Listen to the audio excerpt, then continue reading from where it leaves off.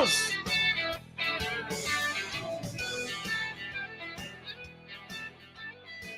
Tell you what, man.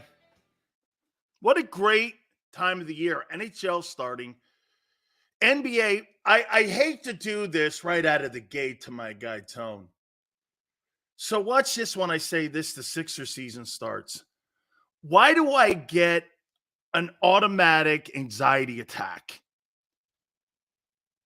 The Sixers season starts tonight. Why did I just get an anxiety attack? You know, am I happy? Is it an anxiety attack? Is it going to be drama-filled? I mean, right? I mean, if you're a Milwaukee Bucks fan, you're doing this. Hey, man, I can't wait to see how this whole thing. I mean, but I just got an anxiety attack when I said Sixers. I mean, crazy right out of the gate. I don't mean to do that to you. By the way, I didn't realize that the Phillies had never been in a Game 7 in their entire franchise's history. That's incredible, man. I don't care anything about the Sixers until they get to the second round, plain and simple. Don't keeps it fair across the board. He's an equal offender. You don't win a championship, dude. I don't care how many silver or bronze medals or participation ribbons you win. Means nothing. 23-2. Good night. See you later. I'll see you tomorrow. Absolutely. Look at Ho over here. What's the excuse? For the Niners. Okay. That's where I was going. Thank you, Ho. Look at these idiotic fans right out of the gate. How do you think the Eagles would be without Lane Johnson and A.J. Brown? The narrative changes every week in the NFL. That's why when you guys say flip-flopping, no. Last night, 3 things happened. Debo wasn't there. Trent Williams wasn't there. Cousins played out of his ass. How would the Eagles be without A.J. Brown and Lane Johnson in a game? Just answer that one. Just answer that one. Would you would, oh, wait a minute. Look at how pathetically ignorant some of the Eagle fans are in here, because you know what they've been doing? They've been crowing that they got beat last night because they missed personnel. I don't have any different opinion of San Francisco than I did going into the game, except for one thing. Purdy's got to be able to stay out of the bad play. It's becoming a little bit repetitious in it. But outside of that, this is the war of attrition. I told you this. This is the war of attrition. Eagle fans use that excuse for the Jets loss. Oh, I see. But no other team on the planet can do it except the almighty Eagle fan. Guys are pathetic. What are you, 13-22 without Lane in the starting lineup or some crazy number? Whatever it is, it's some psychotic number. Then you take AJ off the team. You guys make it sound like you're better than San Francisco by a lot. You're not. You are not.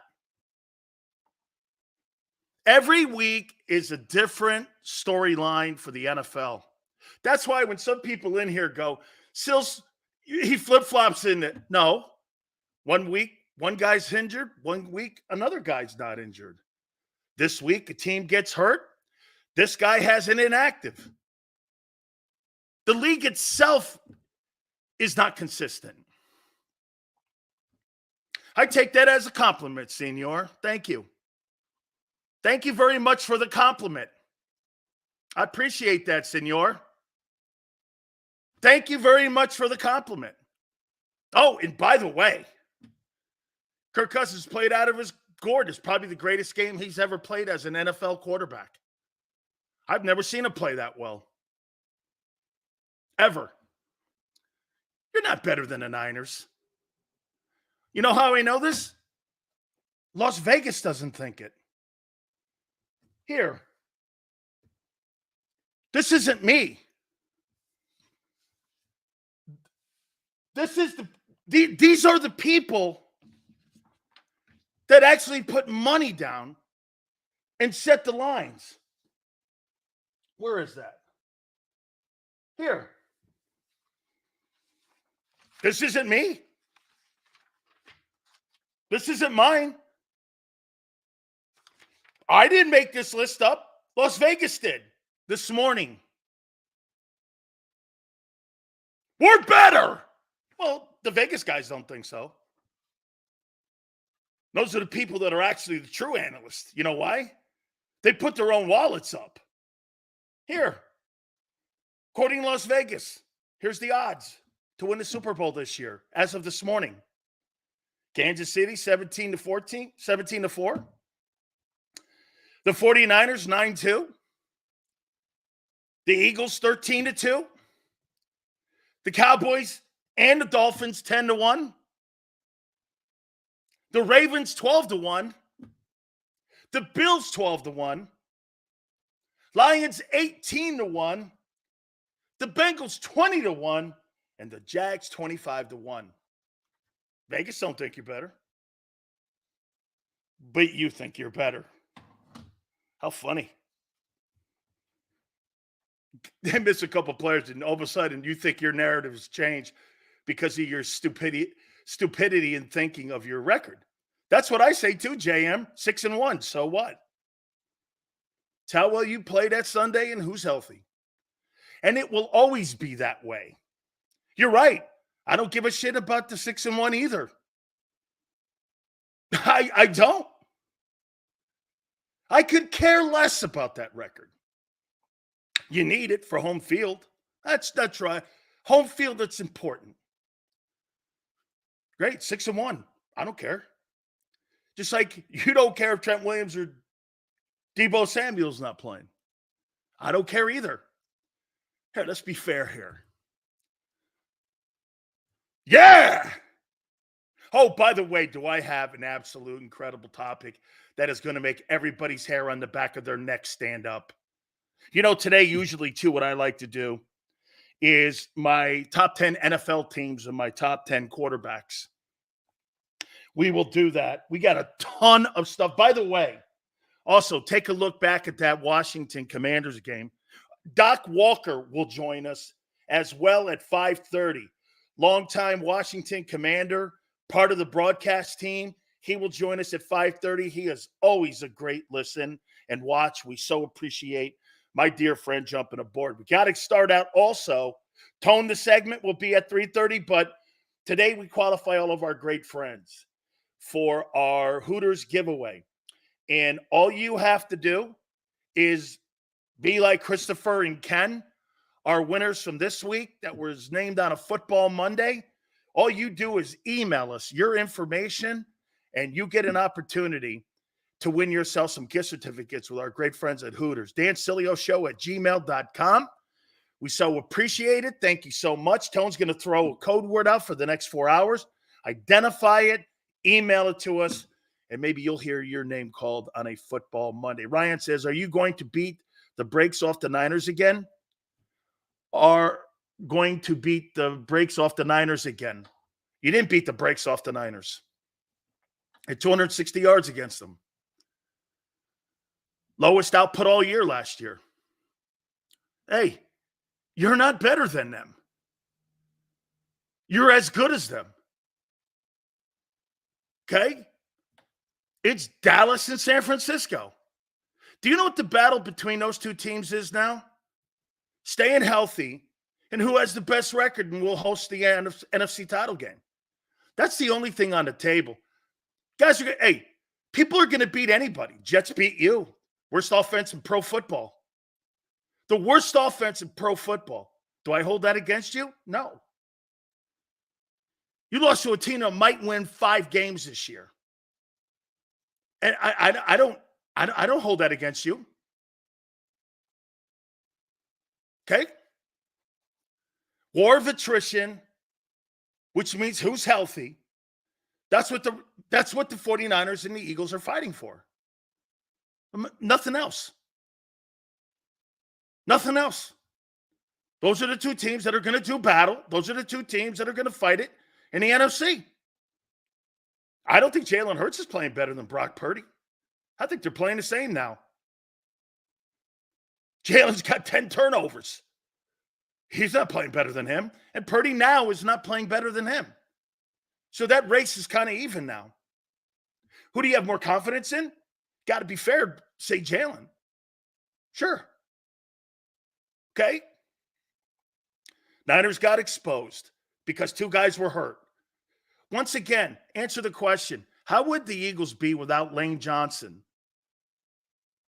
and A.J. Brown? You won't answer it because you don't want to face it. Say it with me. How would the Eagles be without Lane Johnson and A.J. Brown in the offense? Say it with me. That's what the Niners went with last night. Their version of Lane Johnson and no A.J. Brown. It's not excuses. It's facts. That's not an excuse. I'm asking you a question. How would the Eagles be without Lane Johnson and A.J. Brown? Answer the question. You can't. You know why? You don't want to face the truth. It's not an excuse. It's not an excuse. I don't give the 49ers an excuse because you took out Hassan Reddick took out Purdy. That was a football play. You've never heard me give the Niners an excuse that their quarterback didn't play through that. I never have given that as an excuse because a football play was made. I'm asking you a question. How would your Eagles be without Lane Johnson and Deebo Samuel? No, it's not hypothetical. Because last night they were without their version and Trent played against the Browns. What are we doing? I don't know what you're talking about. The Eagles wouldn't be the same, period. The rule applies to every team in the NFL. If they are missing their top 2 or 3 players, the Eagles are not exempt. Tone, see, you're an intelligent sportsman. Some of these people in here are not. And this is why you have people who would rather be lied to. And see, look at this guy here, rock steady. We'd be fine. He actually believes if no Lane Johnson and A.J. Brown are on the field, the Eagles would be the same offense.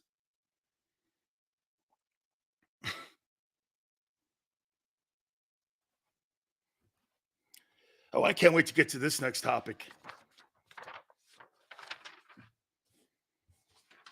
I think you better hope and pray that you guys have tissues next to you what I'm going to say about Jalen Hurts here.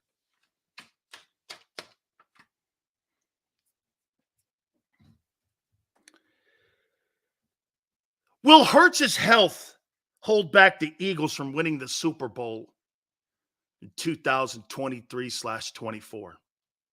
Yes or no? Will that be the one determining factor? And them winning the Super Bowl right now. He's limping around pretty good. Probably playing a knee brace Sunday.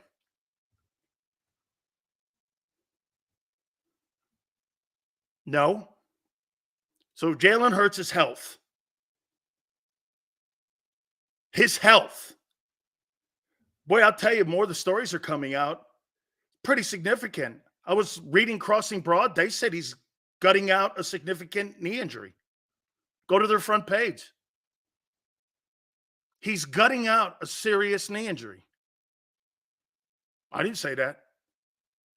I'm quoting that.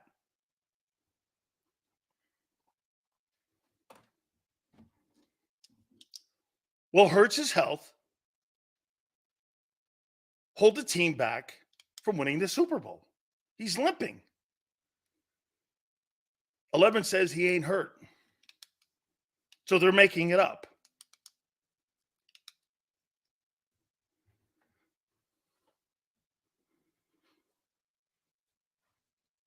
Would you think of sitting him for a couple games? Get him healthy?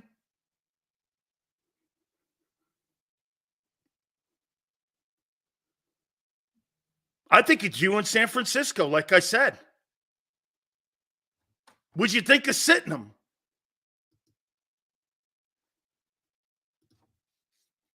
Toad says, hell no, get his ass out there. Okay? Especially with the gauntlet of teams coming up.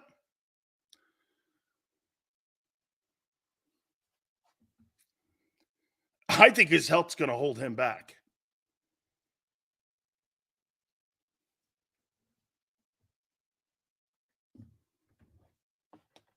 I do.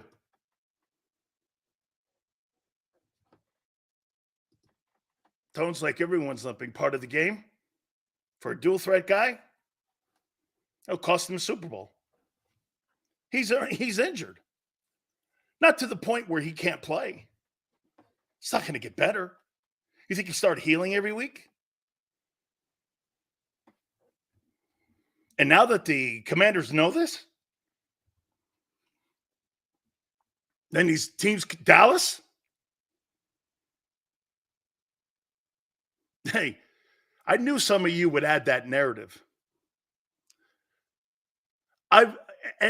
So I probably have to say it.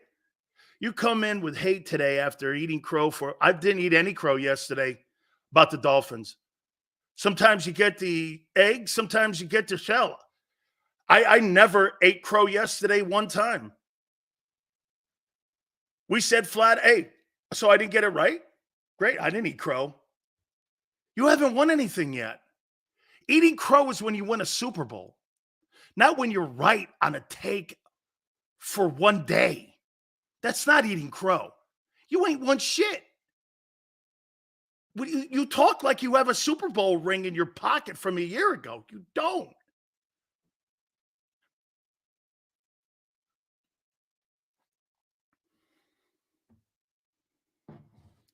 Jalen Hurts and his health. Get this. And once again, like Tone said, all rules apply. That guy up in Baltimore, let me get this. You think his health decides whether or not his health will decide whether or not they win a Super Bowl? Do I think that Lamar Jackson is going to be healthy the entire year? No. Dual threat! No, I don't. No, I don't think those two quarterbacks will ever win one. Because, watch this, they're going to be like the modern day Michael Vick. Electric, great, never really healthy.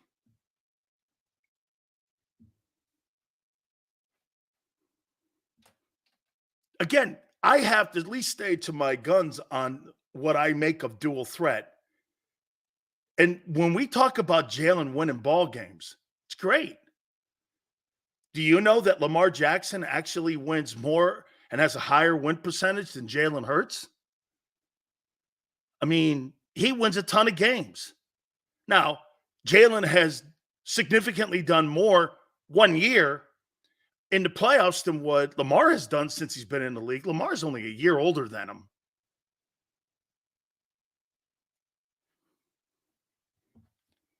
So I like how the media is not making a bigger deal of Jalen's health and just ignoring it. When you have a you're not ignoring it in Cincinnati. There's a reason that team's 3-3. They got a big game this weekend. Who do they play? I think Cincinnati. Doesn't Cincinnati play the Niners? That's a big ball game. Since you are a bigger lifter, does Jalen's lift give him less risk? Yes. And he's smarter than Lamar, football-wise. Plus, the Eagles are telling him to get down. Jalen Hurts is not the same runner that he was his first 2 years in Philadelphia. And quite frankly, look what they're doing in Baltimore. Do you know that Lamar Jackson, I think if I'm not mistaken, Tone, I could be wrong on this. I think he's got 69 yards rushing going into week 8. Lamar Jackson has 69 yards rushing. Lamar Jackson.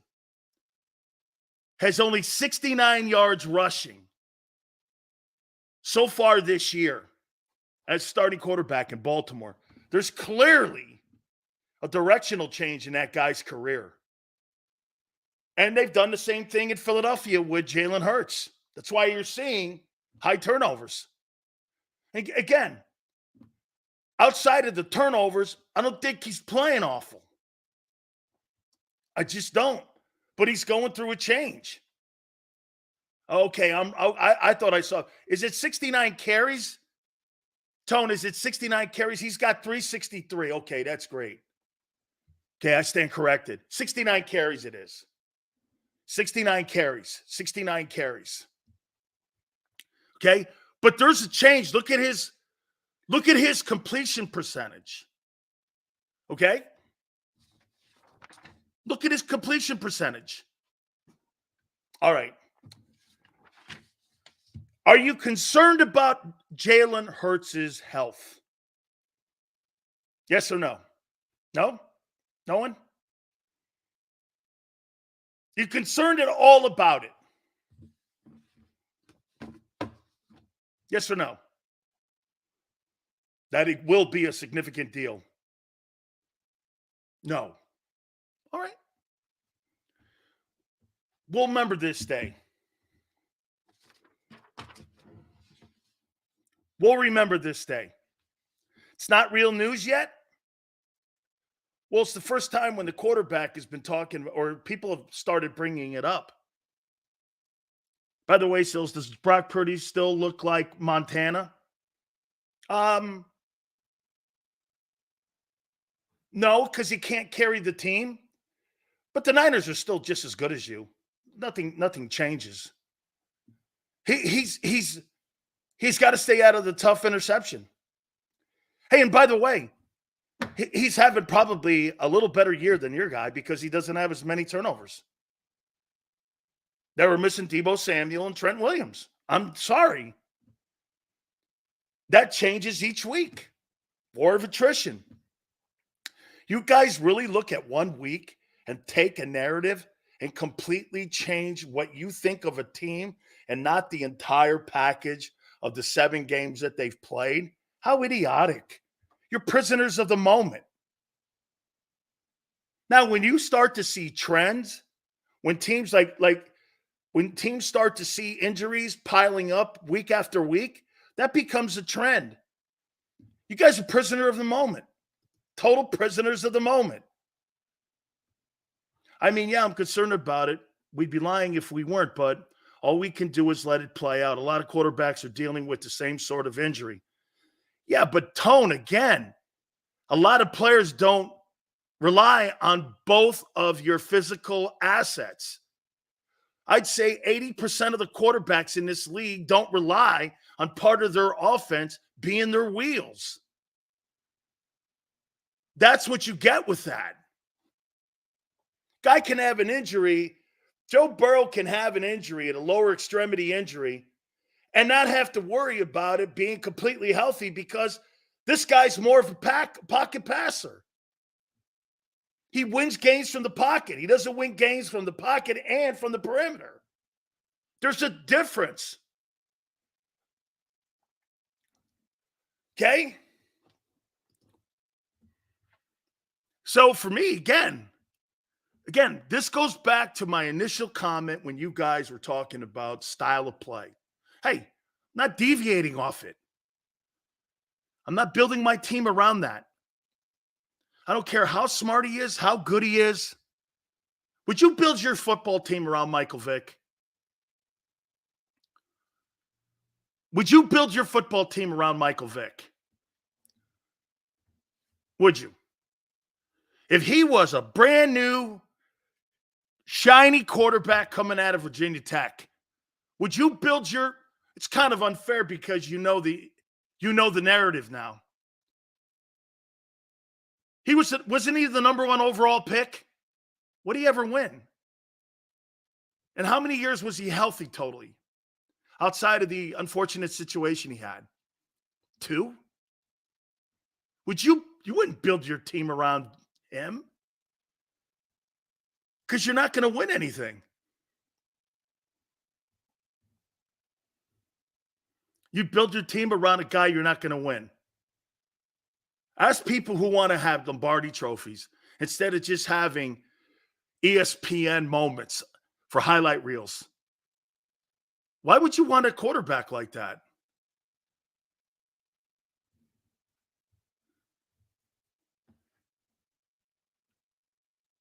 And he's not healthy. And there's a low ceiling.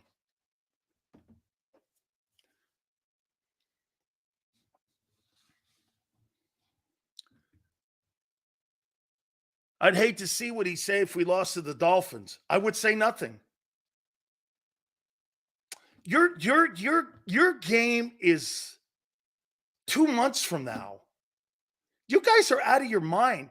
If you lost to Washington, do you think I would change my narrative on the Eagles? Why would you? Dude, this is about Philly getting to the finish line healthy and hopefully having more wins in San Francisco. That's all this is. What are you talking about?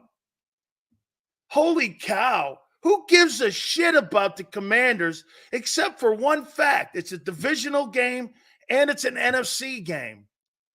Other than that, if you had lost to the Dolphins, I wouldn't have given a shit about it. Unless there were massive turnovers again and I won't change. How about this? If you lose to Kansas City, do you really think I'm changing my narrative that the Eagles aren't one of the best teams in the NFC? Why would you? Because you're arrogant. Don't tell me, hey, Prince, you don't know me from a can of paint and don't pretend to. Hey, dude, if you think I would lie to people I've never met, you got the wrong dude. You've got the wrong guy. You lie to women. You don't lie to people who are sports fans. I don't give a shit. I don't lie. I'm not very good at it. You really think if you lose to the Commanders, that's going to change the narrative that the Eagles and the 49ers are still not the two best teams in the NFC? You got to be dumb as hell, man. You got to be dumb as hell. So let me get this right. You play 7 games all the way up until that. Those games don't matter anymore. It's just the week games, and that's how you guys look at pro football. Tone, is that how you look at pro football? You don't look at the overall body of work so far. You just look at one game, and if you happen to trip up in the game, you think that's an indictment on your season? The only indictment on a season is when you don't make it to the playoffs or you don't win the Super Bowl.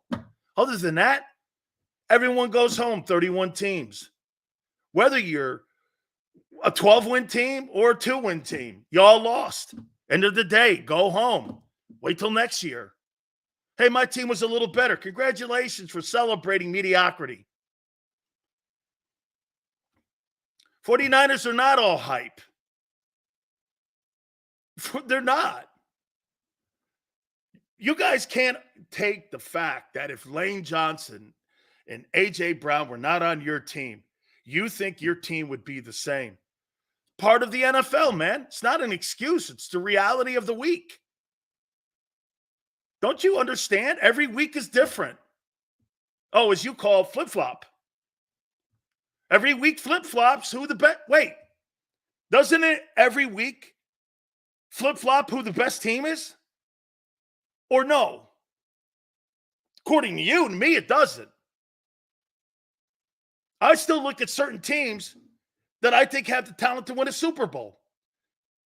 Or some teams, the only narrative that I have right now on certain teams, some are just not consistent than the others. Some are.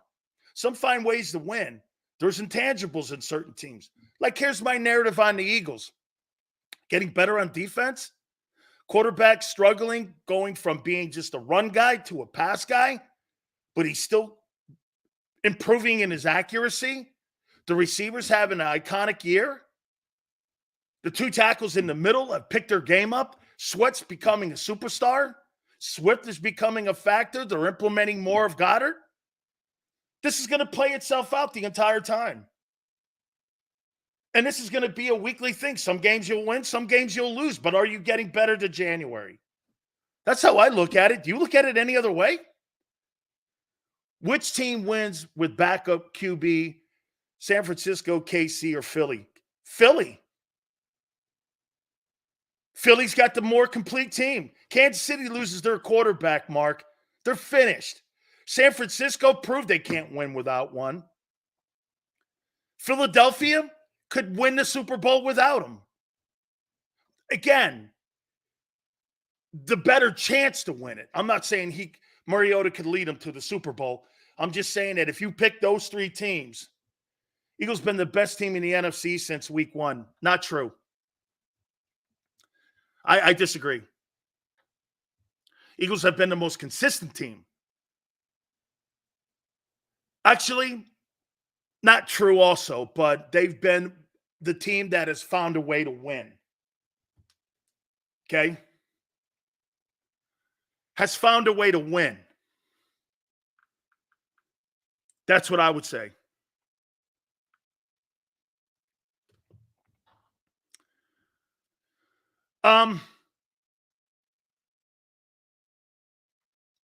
Who's the most consistent in the NFC then? They're not the Eagles. Well, you really think you've played consistent football all year? How about this? You know what? To put that in I'll tell you what, Moose. To put that into perspective on what you're saying, maybe you're right, Moose. Sills, in your eyes, have the Eagles been playing consistent football? No. But compared to the rest of the league, yes. Yes. The record proves this.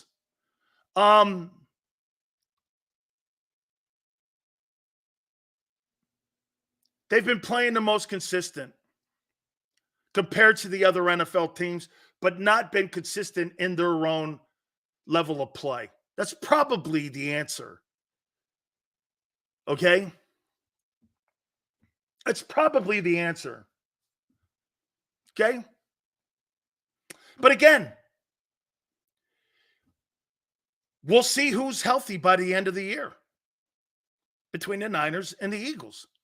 Hey, I don't care what you think. You see the game really weird compared to me and other people that I know. Nobody sees the game like what some of you see it as, a week-to-week affair. That if one team loses, they're been exposed. Anyone who said that is an idiot. Okay, there's some trends now that are happening with Purdy. Got to stay away from that turnover, kid. Okay, and when you don't have pieces on the field, I'd like to see Hurts without A.J. Brown on the field and without Lane. See how he'd play. Again, this is part of what makes the NFL. Hey, you get this. You won the Super Bowl with what I'm saying. You did. You had the better roster. Eagle fans got to understand every contender in the NFL has and is going through some sort of growing pains. None of the contenders have played flawless football. The Eagles are not exempt. It's about who can put their team in the best position to win. And in the end, while battling injuries. No one is perfect contender, not even the Eagles.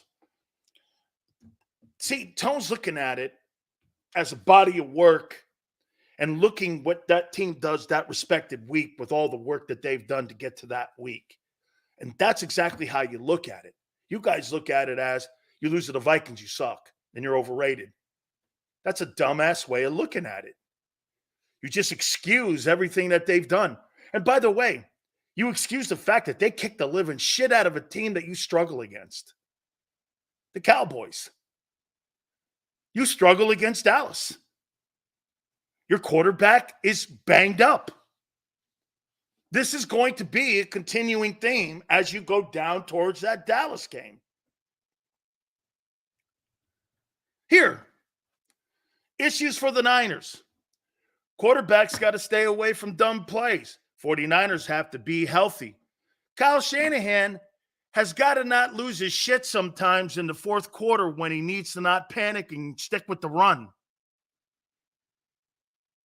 Cowboys just got to stop worrying about everything else outside, and they have to go to work. One thing Dallas, sometimes it just seems that they shy away from, putting the work in to be a champion. They'd rather put the media work in. I'll explain that here in a minute. And the Eagles are the only team that put the work in, have a sense of urgency, understand that they want to play better. I said it to you on Monday. The Philadelphia Eagles are probably playing at 80% of what their capabilities are. I think that's a good thing. There's 20% room for more improvement as you get towards January and potentially February.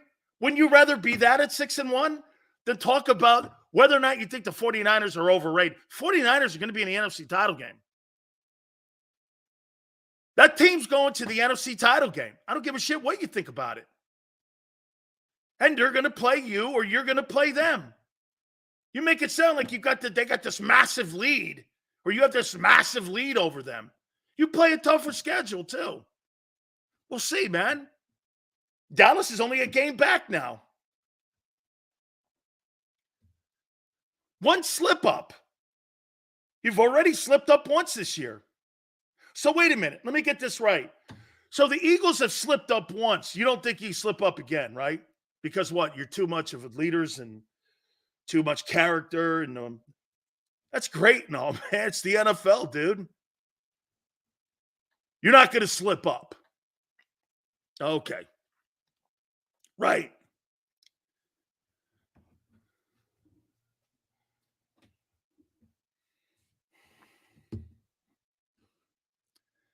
Here, let me get to one thing I have to say about the Cowboys, though. And I do want to say this, and this is again why the Eagles are not just in first place in the NFC by a game or a game and a half, whatever it is. You guys are 10 years ahead of the Cowboys. So what does Jerry Jones do today on his radio show? He comes out and he puts a blanket statement out that we're really happy kind of with. Do you know he had to basically respond to Howie Roseman, and what Roseman did by getting Kevin Byard from the Titans and bringing him over, he felt that he had to respond that we're happy with our roster, who we have now, and it would have to kind of, in paraphrasing, blow us away. You see, Howie beat him again. You know how he beat him? The Eagles don't talk. The general manager of the Cowboys throws these prophetic statements out about them potentially doing something or looking at something, but they never do. This guy just does it. This guy puts a ski mask on, goes in, gets his guy, and gets out. There's no bullshit about it. He goes in, gets what he needs, gets out. He's not greedy. He doesn't feel he has to tell the media the storyline of the Philadelphia Eagles in their pursuit of a position to go out there and make some sort of grandiose comments on 2 radio shows that Jerry Jones does every week. That's exactly the problem that he has. Do you know that Jimmy Johnson, and I get it, salary cap, all that stuff was not implemented. Free agency really wasn't a big, gigantic thing when Jimmy was there. However, his number one objective was to always try to turn over the bottom 1% of his roster every day he could. He tried to improve the bottom 1% of his roster. You know why? He didn't have to worry about the top 1%.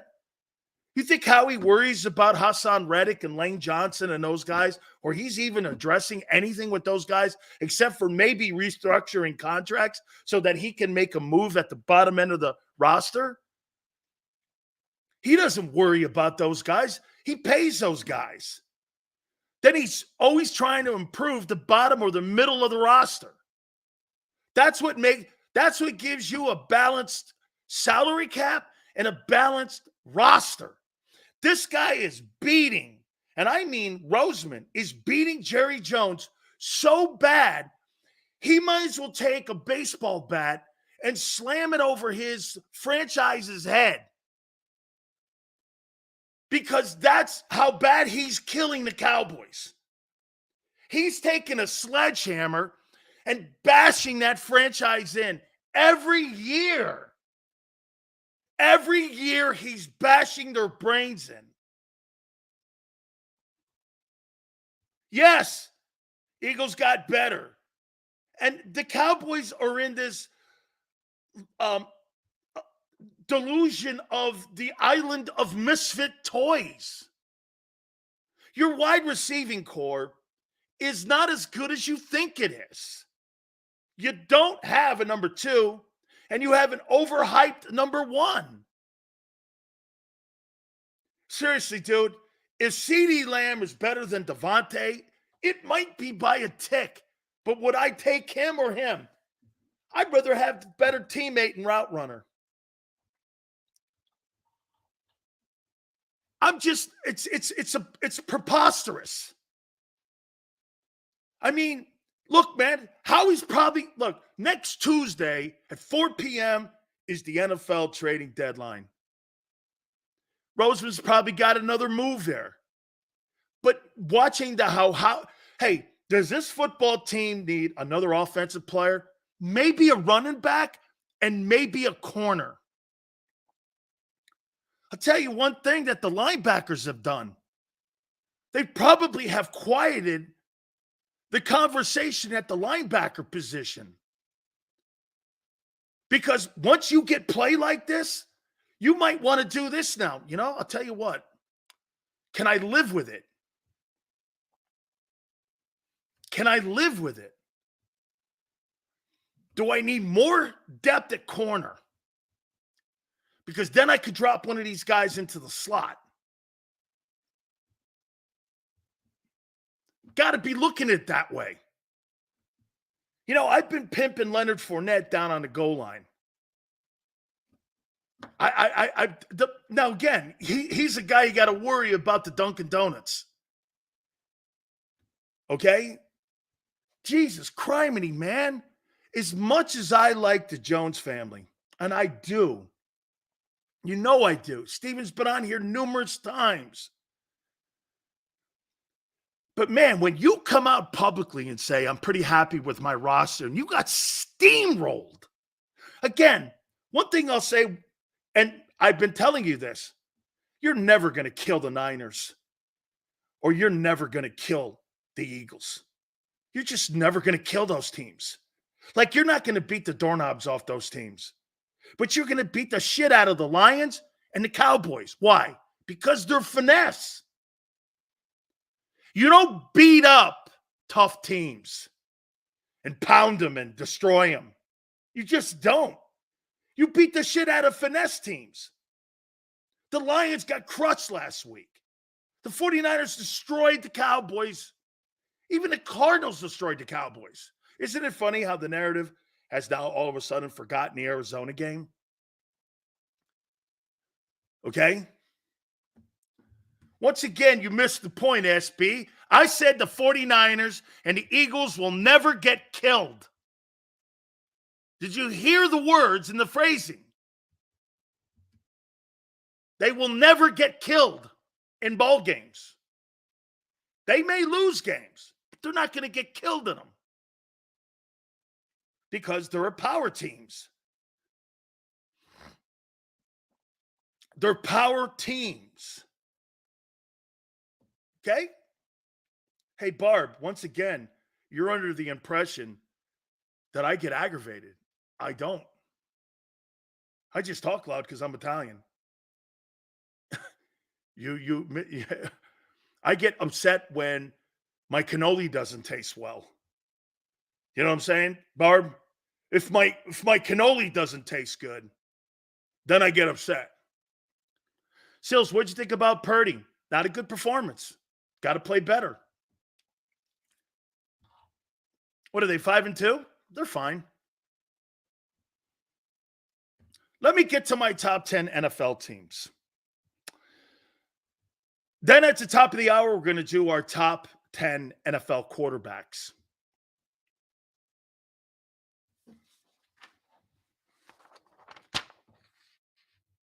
Should I do the MVP odds? Not my pick. 49ers are not a power team. Guy just put $2 down to tell us that the 49ers are not a power team. So he just paid $2 to lie. They're not a power team. And yet they didn't have the best offensive tackle in the NFL in last night and one of the top 5 wideouts. But you think you're okay if you lose A.J. Brown and Lane Johnson. I don't know how pathetic you can be. Jalen Hurts would be on his back the entire night. So you think going to Jack Driscoll is the same as Lane Johnson, and you would have the same team with Jack Driscoll at right tackle. See, Roland's laughing. Let me show you what Roland's doing here to you guys. He thinks Jack Driscoll's an equivalent replacement for Lane.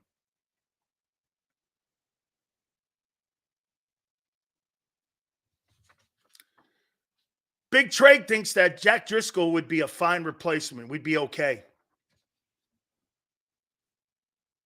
if Lane wasn't playing. Yes, he does, Barb. He just said it. We have great. No.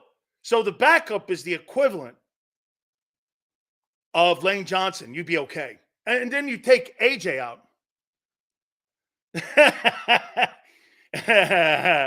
Devin, I think you're right. The Niners are a power team with some finesse and pizzazz. They aren't a bad team. They just had 2 bad. That's right. And get this, cue ball. This is going to come down to that December game. It's going to be a great football game. Could determine home field advantage by that time. Could determine home field, depending on what the health of Jalen Hurts is by then. We shall see. There's a lot to really look at each and every single week now with all the teams. And as Tone said, everyone's hurt.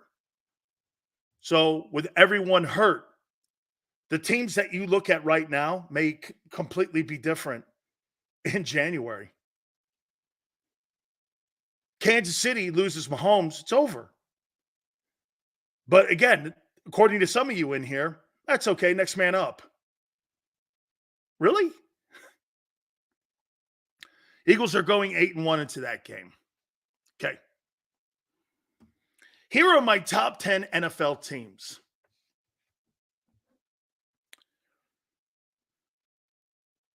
At number 10, we do this on a weekly basis. I think the Seahawks have done a nice job this year.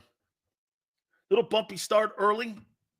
I think they're getting better and better and better every week. You know what Geno has done? I don't think Geno looks as surprisingly good as he did a year ago. But you know what they are? They're getting enough out of him. And Geno Smith is playing for the second straight year some pretty good ball, man. You know, I really do dig what they're doing in Seattle. In this new passing NFL, with the way edge rushers have developed and right and left tackles have equalized the value, these days edge rushers aren't just attacking left tackles. You have to be the top edge guys, right tackles. Yeah, and agreed, Tone, but still the salaries are all dictating on the left tackle's position. Trent Williams makes more than Lane for a reason. And the majority of the left tackles still to this day, because why is that? And to Tone's point, it's true, they do line up those edge rushers, but as much as that's a factor, you still got to protect the blind side of the quarterback with the best player. As good as your edge rushers are, and as sometimes they line them up over right tackles, the most important player in your offensive line, the second most important is your center, the left tackle. He protects the blind side. That's why the majority of the quarterbacks in the National Football League are right-handed, and you don't see a lot of left-handed quarterbacks in the league. They're not going to draft a lot of left-handed quarterbacks because there's not a lot of right tackles like Lane Johnson in the league. Okay, I mean, that's the facts. You protect the blind side. And I get that these edge rushers, they move around. Well, you still have to protect the blind side quarterbacks. And you know what? It'll never catch up because you have to protect the blind side. It's a fundamental thing that you teach quarterbacks. Front door, side door, back door on escapes. And if you have a tackle and if you have a left-handed quarterback, it's reversed. That's a fundamental way you teach your quarterbacks on how to escape pressure. You protect the blind side. That's why the right tackles make the money over there, because they'll always make the most money over there. I mean, the quarterback doesn't have the ability to do that. He has everything in front of him but the right edge rusher. And that's, at least if a guy's coming at me and Mike is coming at me, I can get down. If he's coming at me from my blind side, I don't know if he's coming up on me or I'm going to get rolled up on. Okay. Top 10 NFL teams. I just told you the Seahawks. I got them at 10. At number 9, I really am liking this team more and more. I like the Cleveland Browns. I think the Browns, if they can get Deshaun Watson out there on the field, boy, I'll tell you what, man, they got some really good football talented people over there on that side of the ball. And I think Kevin Stefanski's a pretty good coach. I'm actually liking him. He's a head coach, play calling head coach. And he leads. See, there's a dynamic like you have in Los Angeles that you don't have in Philadelphia. The head coach in Cleveland is the play caller and the head coach. Jim Schwartz runs the entire defense. And I like that dynamic because what you basically have is 2 head coaches. Go ahead. Go ahead. Do what you need to do. Whatever you think is fit.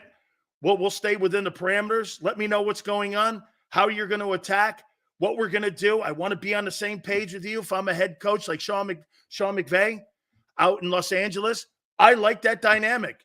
Look at the 2 coordinators McVay has had since he's been the head coach in Los Angeles. Wade Phillips and Raheem Morris. Those guys run the entire unit.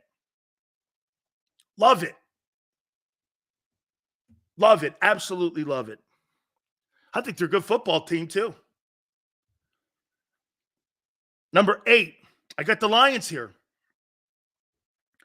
Overall body of work. What are they, 5-2? Has been good. You got killed last week. How do you respond?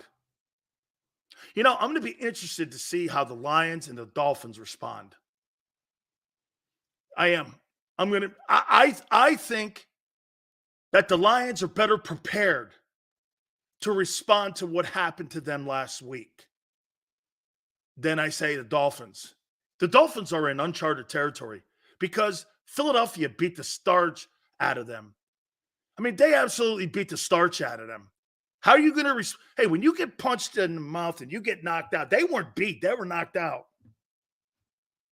Are you going to get up off the turf? It's one thing to stand there and you get beat. You get beat on points. You know, the referee gave it to the guy. He deserved it. That's one thing. Okay, but when you get knocked out in a fight, how do you respond when you have to get off the canvas? That's what I always thought made Ali great. Every guy that beat him, he went back and beat in his prime. That's what made that guy insane. Every dude that beat him, he went back and beat. One of the truly uncovered parts of Muhammad Ali. Every dude that beat him, he went back and got him in the next one. No matter if it was Spinks or Frazier. Went back and beat them all. How are the Lions going to respond? Got the Dolphins at 7. I got the Dolphins at 7. They've done too much good work, but here's Here's my question mark on the Dolphins. Are you tough enough to win a title? Can you man up in moments? You surely got a lot of nice, shiny toys. But at the end of the day, are those toys worthy of winning a title? I mean, can I tell you what the Dolphins look like right now to me? They look like Dan Marino's Dolphins with Clayton and Duper. Sure put up a lot of yards. There's a lot of points. You get into an AFC title game against the Steelers or against the Raiders back in the day, you got beat. David, I like that. Soft and fast? Shit, I would never want to be those. I'm fast and I'm soft. What's the point of being fast? I can run around the ring? Yeah. At 6, I got the Cowboys. Do I trust the Cowboys? No. No. But they've got just as many they've got just as many losses as some of the other teams in the National Football League, and they're one loss behind you right now. So they're in it. You can't head-to-head could be a factor for the NFC East this year. Could be a factor. If you trip up one more time and you split with Dallas and you end up with the same record at the end of the year, you're going to have a conversation on who wins the East. And you could be a wild card even with a 12 or 13 win record.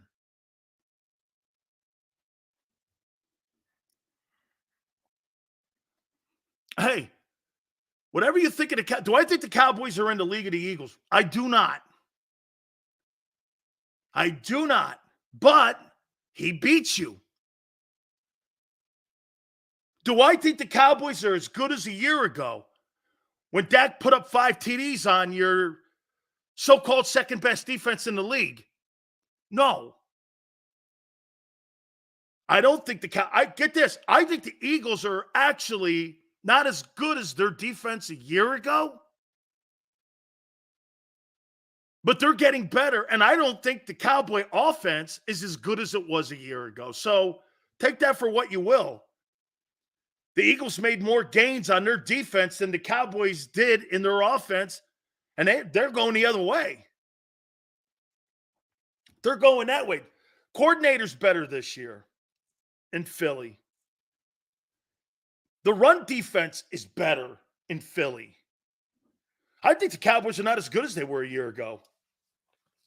Okay? I don't. We'll see.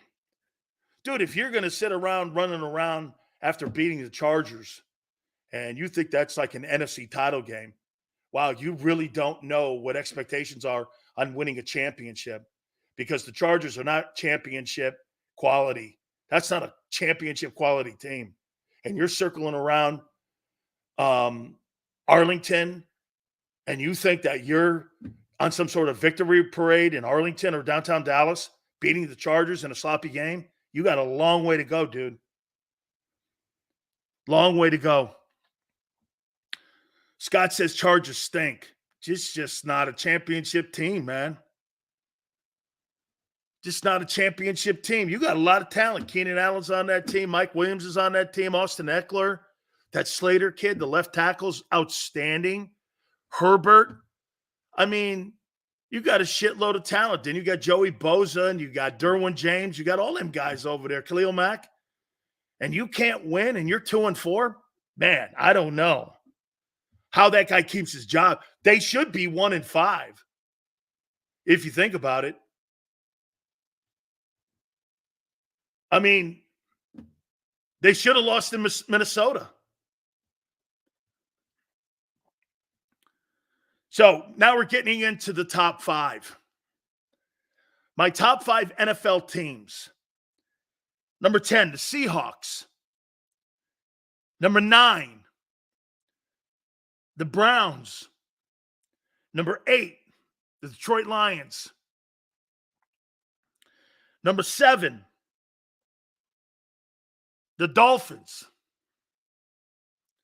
Number 6, the Cowboys. And here we go at number 5. fifth best team in the National Football League are the San Francisco 49ers. Got to stay away from turnovers. You're doing something that the Eagles do on a daily basis, or I should say, you're not doing something that the Eagles do on a weekly basis. You know what that is? I may not be playing my best ball, but you got to win sloppy games. You got to win sloppy games. Okay? Jets, I get. There was injuries in that game. Not an excuse, but it is. You can't just go like this. Well, and by the way, this is kind of a rip at me. You can't just go like this. Well, Trent Williams is out and Debo's out. And again, it's part of it. It's a factor. But you got to win, man. You got to win ball games. And the Eagles win ugly when they have to win ugly. It's a testament to their team, to their players, to the organization. Outside, that's the best game I've ever seen Kirk Cousins play. I've never seen Kirk Cousins play that well. Never have seen him play that well. Number 4, I have the Jacksonville Jaguars at 5-2. They're getting better. Not a surprise. Doug Peterson's getting that football team each and every single week better and better and better and better. Calvin Ridley, NTN, Trevor Lawrence. The offensive line looks better. The defense is coming around, especially at the edge. They're setting it better. Okay?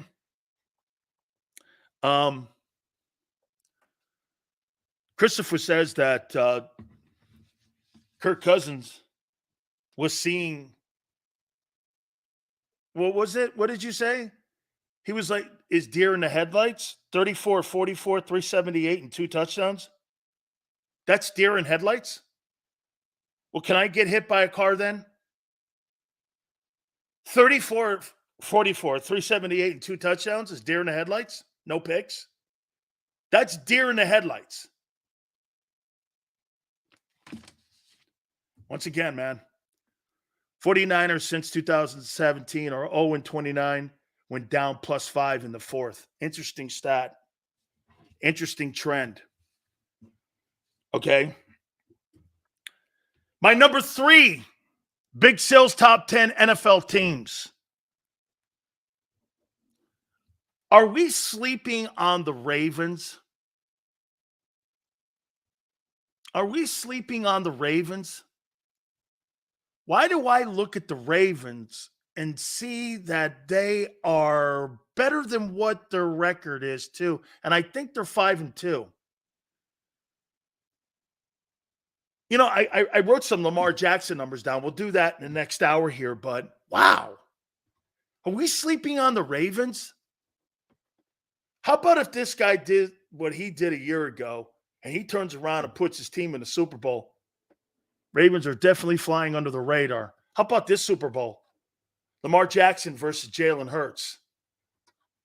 Would you pay to see that? Boy, I'd go see that. Hey, there's your dual threat Super Bowl. There's your dual threat Super Bowl. Someone's going to come out. Hey, could you see Ravens and Eagles in the Super Bowl?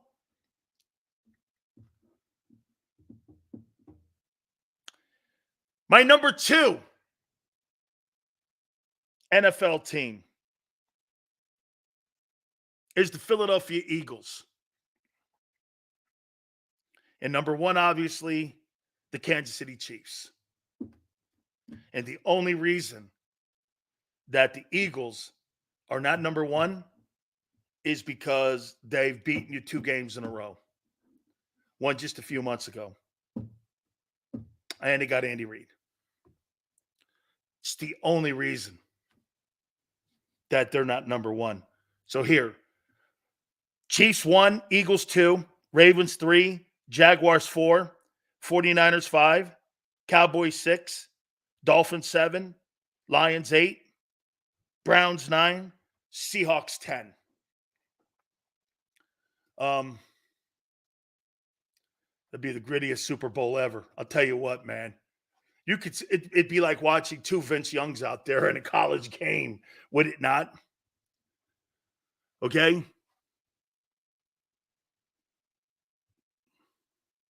We're talking about based off this year. Well, Rock, eventually you can't get credit for doing something you've never done. You've not beaten that guy yet. And he's the reigning Super Bowl champion. A guy like that wants to take the title from a guy who's the reigning champion. Until you beat the champion, you're not the champion. But you want to be named champion because you have an impression that you're better than the Chiefs. Do I think you have a better roster than the Chiefs? More talent on it? I do. That don't make you better. You had one last year. You had a better roster than them last year. You still lost. Why would I apply that any differently? Why would I apply that any differently? Whoa, hey, that's what I say. Whatever. That's totally what I say. Whatever. Till you beat him. Till you beat the champ. Till you beat Ali. Go around parading all you want. Who you think you are? 23-2. See, the Chiefs are the champ. You're 23-2. Like you say. Right? What's that number again? 23-2? Chiefs are the champ. All right. I'm going to do my top 10 NFL quarterbacks. 23-2, Chiefs are champs. That's why you're second. The segment with my friend Tone will be at the bottom of the hour. Also, Doc Walker, part of the broadcast team for the Washington Commanders, Super Bowl champion himself when he was with the Washington Redskins. Also, we appreciate everyone that has come aboard with us with our great friends at Hooters. All 7 locations in the Northeast area, from Rhode Island all the way down to King of Prussia. I can't tell you how we appreciate everyone going into all the facilities, especially on the 40th anniversary of Hooters. The iconic Hooter girls are in there, and absolutely just one of the greatest sights to see is how everyone has a great time when they go into any one of these facilities. NortheastHooters.com. That's NortheastHooters.com. If you don't want to go in, you want to just pick the food up and take it back to your crib, HootersToGo.com. That's HootersToGo.com. You got to try some of the 40-year traditions. Tuesday, buy 10 wings, get 10 boneless. Wing Wednesdays, one of the 40-year traditions that Hooters has had since they started the place in 1983. By the way, that's the price all you can eat. Saturdays, kids eat for free. $6, 6 items, all the happy hour specials. NortheastHooters.com. That's NortheastHooters.com. And when you go into any one of the places, do me a favor. Tell them Big Sil sent you.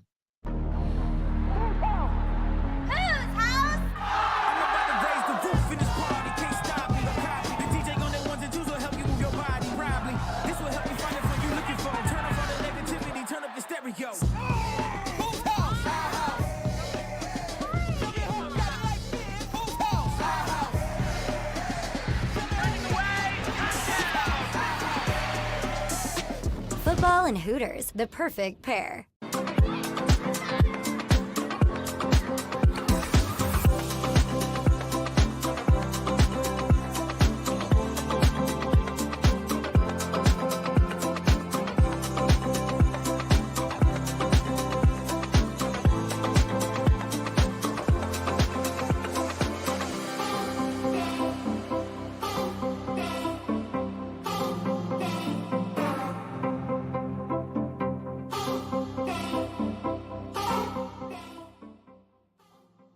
If you own a company and you're not producing a podcast, you're missing out. The public consumes messaging when they're ready. Join the professional podcast network of companies and let JAKIB Media Partners put you in the podcast arena. Come to our professional studio or we'll come to your place of business and professionally produce your company podcast. Call JAKIB Media right now at 267-261-3428. 267-261-3428.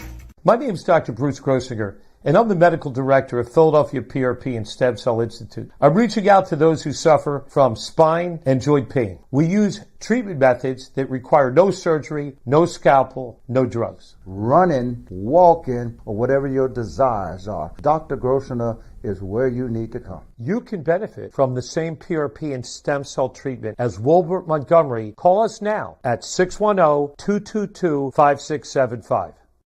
We're here to show you a better way to spend your state income taxes and get the money to where it's needed to most, to the thousands of qualified kids. What we like about Blocks is they really know where the need is. This program ensures that their dollars come 100% into these kids for their tuition assistance. If you are able, Blocks makes the EITC piece go very quickly and very smoothly. Turn your PA state tax liability into need-based scholarships and receive a 90% tax credit.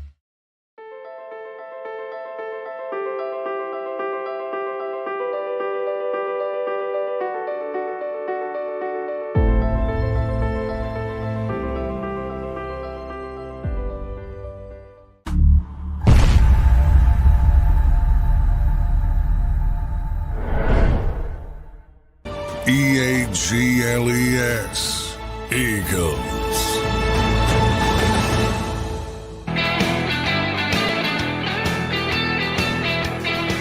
Big Sills!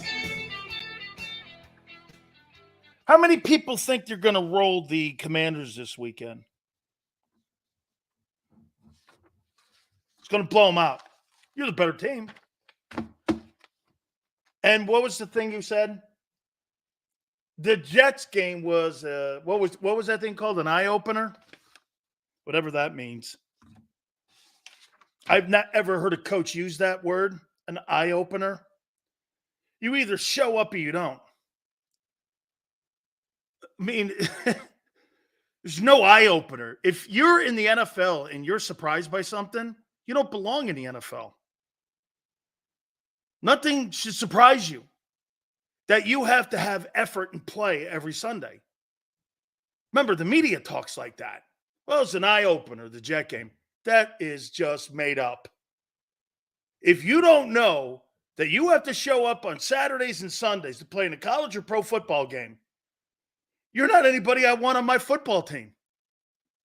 How do you not know eye-opener? Teams get beat.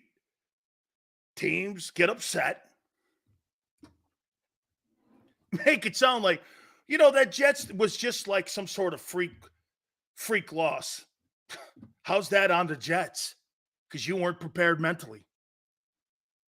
That's a you thing, dude, not a Jets thing.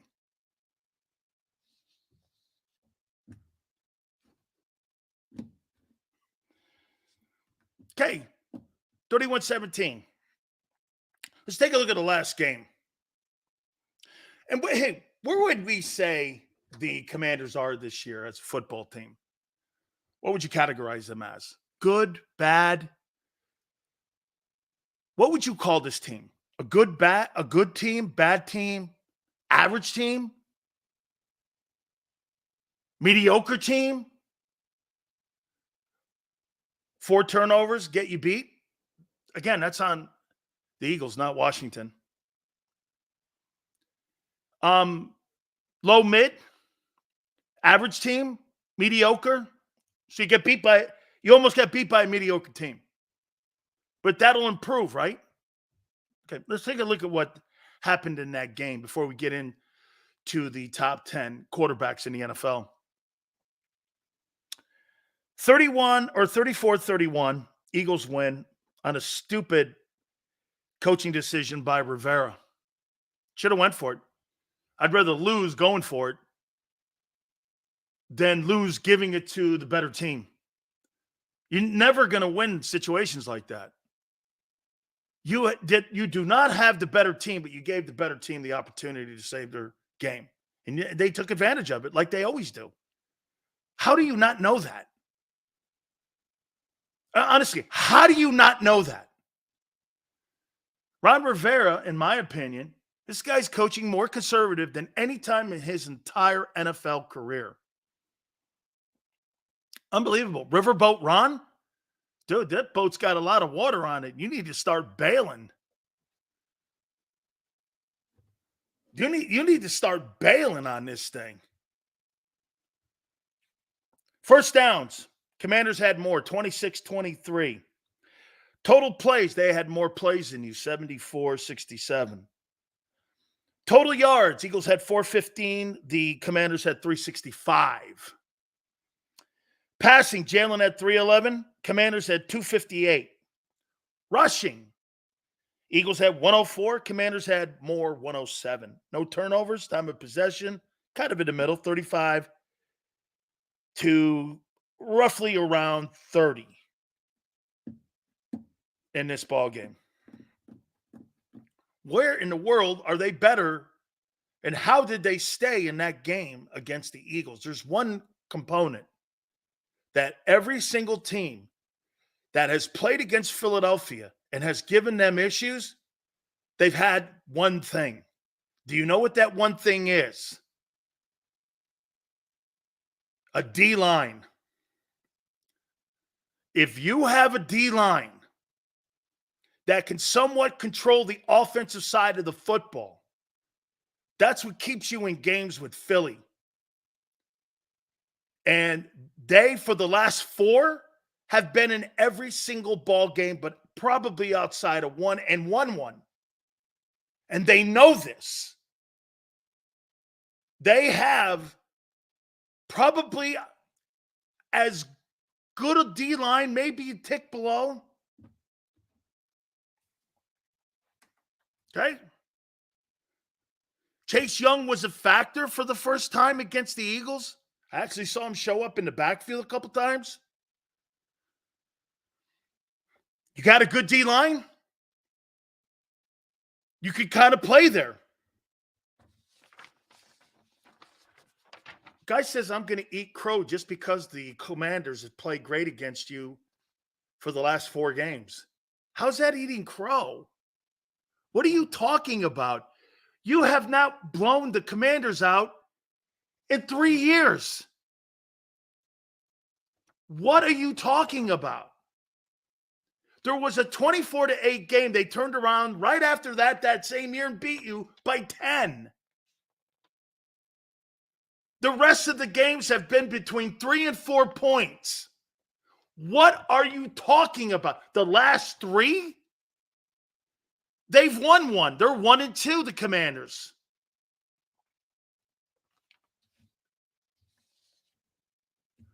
They're 1-2 against the NFC reigning champions. All you got to do is just Google it. Keon asked a good question. Is that good? Yeah, for a team you just called below average? Yeah. That's why I asked you the question. They're an average team to below average team. So so the Commanders are 1-2 versus the NFC champion Eagles. And they're a below average team. You said it yourselves. Hey, and they're only 4-point wins or 3-point wins.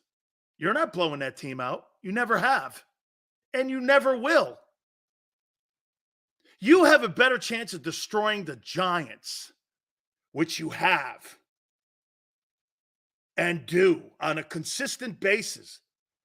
You know, Tone said something the other day about matchups. There's just some teams that have the number. The Saints have the Bucks. Minnesota has the Packers, or the Lions, I should say. I mean, Chicago can't beat any of those teams up there but Minnesota. It's just, I mean, San Francisco and the Rams, that's always kind of a game too.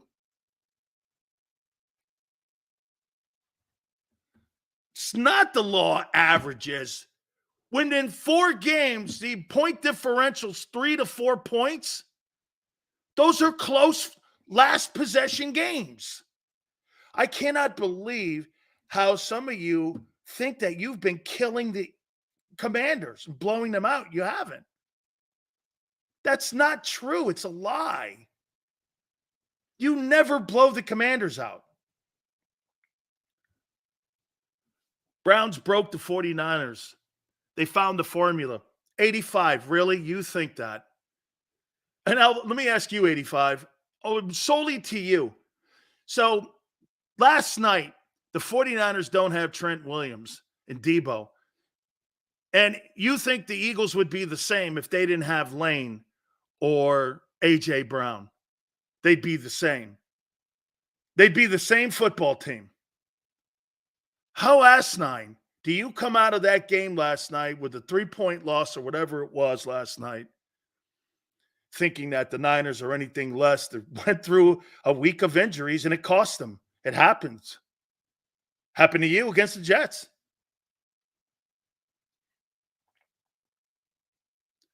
The 5-star goes, Debo is not AJ. Debo is their AJ.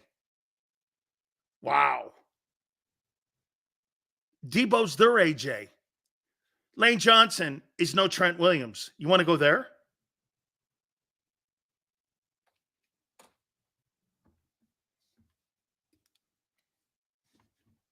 Don't mean to be disrespectful to you, but you want to go there? And I like Lane, in my opinion, is going to the Hall. Trent's a first ballot.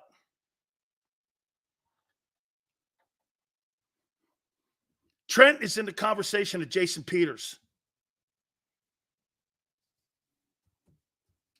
How many Pro Bowls does Trent Williams have?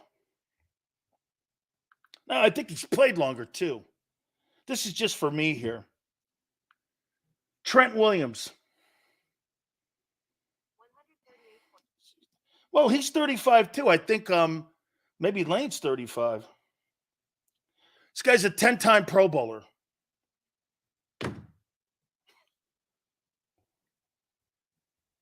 I think they're the same age.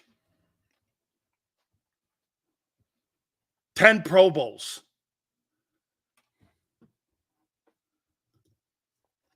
Lane's 33. Guy's 2 years older. How many Pro Bowls does Lane have? Just curious. This is just for me. Is Lane a 5 guy? I think, is Lane a 5? How many Pro Bowls does Lane Johnson have? Lane Johnson.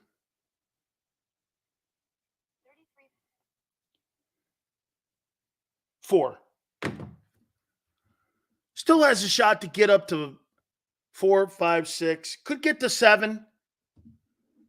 Trent's going to go to 12 when everything is said and done. He'll be one of the most decorated left tackles in pro football history.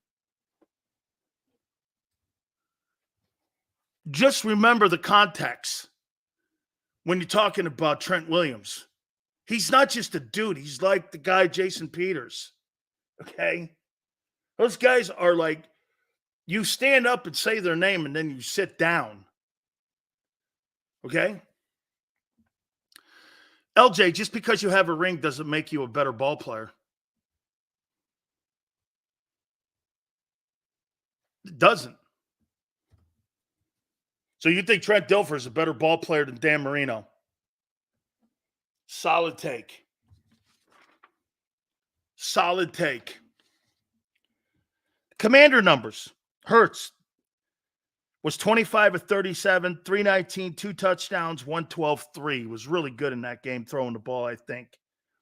Howe, 29 of 41, 290, 1 touchdown, 98-6. Probably the best ball game he's played as an NFL player. I like these Swift numbers. 14 for 56. Like last week, he had 62. I like those numbers, man. I like when he hangs out between 50 and 65 and 75 yards. I think that's so effective with their offense. Robinson had 45. AJ had 9 catches for 175 and 2. McLaurin had 8 for 86. Really, the Commanders did nothing special in that game. Really nothing special in that game, but they hung in there because that's what they do. All right. Let's go to the segment. Let's go to my friend Tone. Big Sales, how you doing, sir? 24 hours after the trade, how you feeling about it? I feel just as great about it as I did yesterday, man. It's a huge move. It's a huge move by Howie Roseman. You can't underestimate the damage he's done to other organizations in terms of the deal making. He just walks into the office with a ski mask and says, "Stick him up, man." He's an amazing individual in terms of his deal making, his ability to always trying to stay ahead of the curve. When it comes to the way he lays out his contracts, players want to come to Philly because they know they're going to get paid.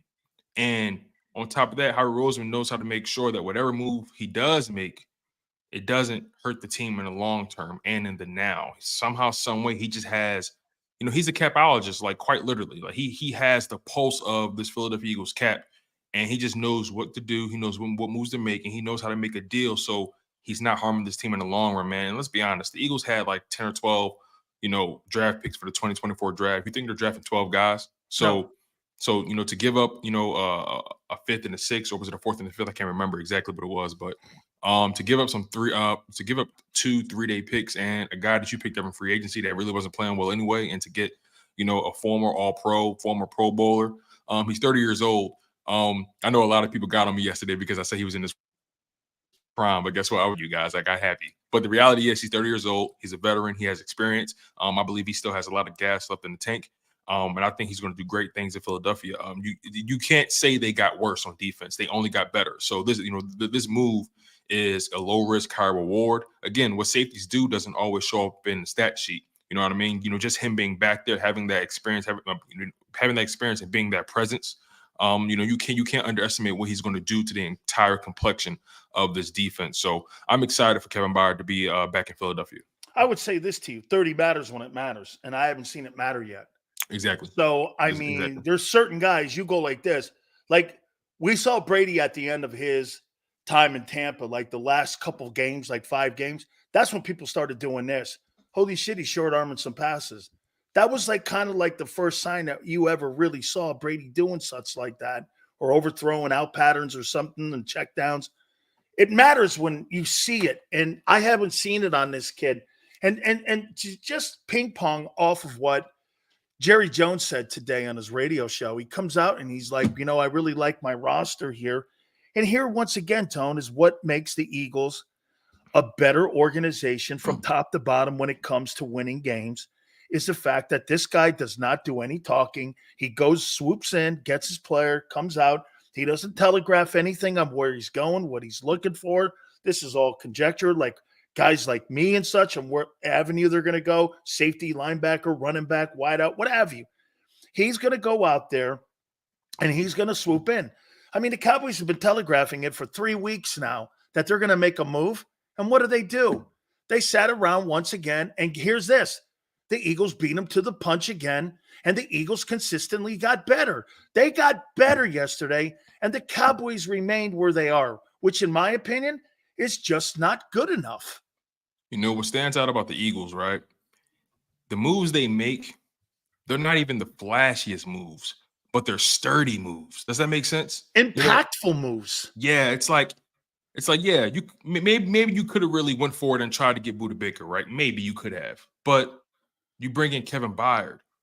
That's a very solid move, a move that, if you may not really realize how important that move was until maybe the playoffs. You know what I mean? Like, to have a guy with that kind of experience and he's hungry, he's in a winning situation, you reinvigorated his interest.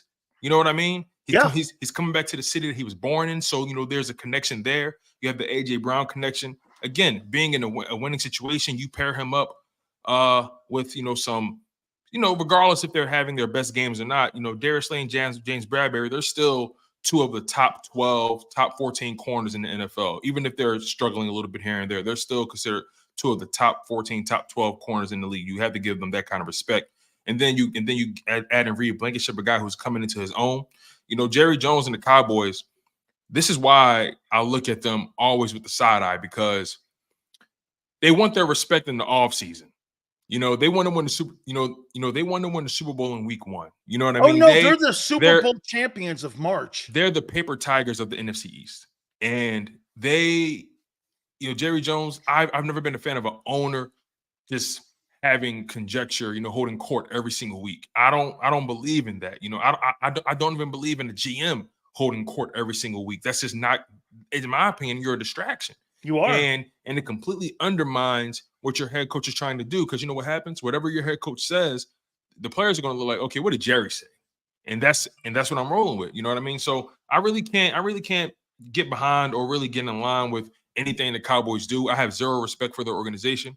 I respect their talent. I think regardless of how we feel about the Cowboys personally, they're a talented roster. That's just the flat out reality. But will they ever put it together? I don't think so.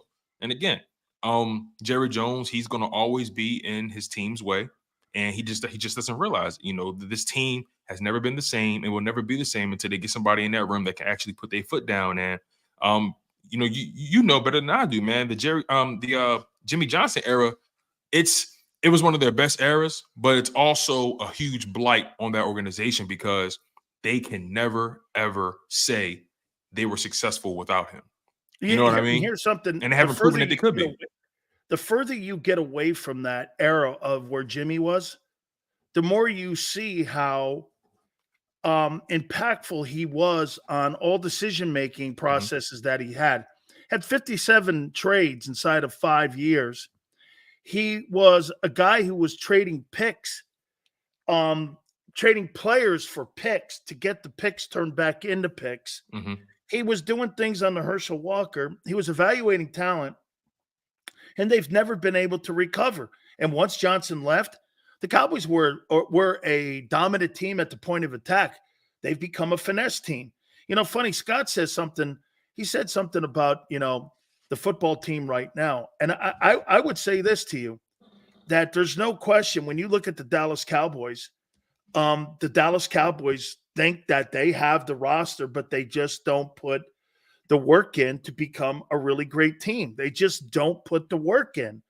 And you see it on a daily basis. And the ego of the owner, he just gets so in the way. Jones has been the worst element of the Cowboys over the last 27 years. I want to say this to you, Tone. And I want to kind of switch over to what we saw last night. Mm-hmm. Do you have any different opinion of the 49ers now? Not necessarily, because the reality is that team is still that team, and they're still going to be there in the end. This is a marathon, okay? And sometimes when you're running a marathon, you get a cramp. You know what I mean? Sometimes you got to rehydrate. Sometimes you got to, do some things, and maybe you got to slow down. Maybe you got to speed up. Whatever it is that you got to do to get back on track. It's a marathon. And no team is going to make it through this season unscathed without that game that they should have had, right? I'm not one of those guys that's going to say, well, they lost 2 games in a row, their season's over. No, they're still 5-2. We're 6-1. We could easily lose a game, and we're right back on the same track, So I think the Philadelphia Eagles and the 49ers are literally that's parity. That's literally the example of parity. I think the 49ers and the Eagles are literally like evil twins. You know what I mean? They are literally mirror images of each other. So I don't really have a strong opinion either way. Now, granted, I'm an Eagles fan, right? So I'm sitting there watching the game like, yeah, I want them to lose. You know what I mean? Of course, I'm an Eagles fan, so I want them to lose. That's my heart right there, right? But when I'm looking at it objectively, I think the 49ers are ultimately going to be okay. I do think they've lost something on the defensive side without DeMeco Murray. They're not as stout in the red zone as they were when he was there. They're not as sharp situationally without DeMarco Murray. So again, we're going to see what happens in the end. We have a lot of time left to go. The Eagles still have a heavy part of their schedule to get through. But I don't have a strong opinion about the 49ers either way. But I will say this though. Even though he was missing Trent Williams and Debo, right? Those kind of things happen. I think when it comes to Brock Purdy's game, he's very good at operating in structure. I'm not even going to mention the players. Brock Purdy himself, very good at operating in structure Tua, same thing. Very good at operating in structure. You point, he shoots. That's the kind of players those guys are, right? But what happens when the structure starts to crumble a little bit? What happens when you need to improvise and play? He can't ad-lib plays. He's not really an ad-libber like a Trevor Lawrence, like a Josh Allen, like a Jalen, like a Patrick Mahomes, right? And there's levels to that, right? But overall, I don't put Brock Purdy, I don't put Tua, I don't put those kind of guys in that mold where if things break down, they can make a play happen. They're too relied on their script. I'm not saying he's a bad quarterback, right? There's different types. I'm not saying he's a bad quarterback. Style. But I just don't. I don't think he can operate without structure, and not being able to operate without structure makes me nervous, especially when playoff time comes. I want to apply what you just said here, and I know, by the way, completely different responsibilities and different positions and skill sets. Right. So you're right. The one thing that you have to learn to live with, though, with ad-libbers is minus plays. Exactly. And turnovers. You have to learn to live with that because Tua and Purdy played the same way that Emmett and Barry played. Hey, if Barry Sanders would have a ton of minus plays in a ball game, but he'd have 2 plays of 50-plus runs in a ball game. And you have to learn to live with the ad-libber, whereas Purdy and Tua are not going to make as many high percentage turnover plays. Like last night, that's why I say inside of a structure, Tone, when you're doing 2 turnovers inside of a structure, you clearly have to get out of that. That was a problem for him last night, was that in that structure, because you didn't have all the components in the field and on the field to play, right, it can't affect you to turnovers. Right. I'd rather have you throw it in the stands than give a turnover or punt the ball. Be smart out there because what you said, you play in more of a guardrail offense. Hurts, they're trying to put a guardrail on Hurts. They're trying to do the same thing in Baltimore. Yeah. And same thing with Josh Allen as well. They've been trying to. They're trying to limit minus plays. Yeah, because, with great talent comes great responsibility. And, I think, for example, right, if Lamar Jackson, right, he's been playmaking his entire career. I think this is the first year where they're actually trying to put him in some structure a little bit, and you're seeing the improvement in his game. I believe all playmakers, all guys who know how to ad-lib, should know how to operate in structure. Guys who operate in structure only, they're limited. You know what I mean? They are limited. They're limited. But I think all guys who are ad-libbers should know how to see. And then you have outliers, right? You have guys like Brady was limited. He was limited, but he just knew what to do. You know what I mean? But Tone, Brady was limited too. He was limited inside that system, but he knew the importance of a punt and playing for another series. Yeah. Then you have guys like Vince Young. When you say, well, you got to learn, or even when they tried to change Randall in Philly, when Gruden got in, you can't really change Jalen. I don't think you can change Jalen, and I don't think you really can change Lamar if you're going to win a Super Bowl. Yeah, I think those guys have to be those men and play that style of play and let them go eat.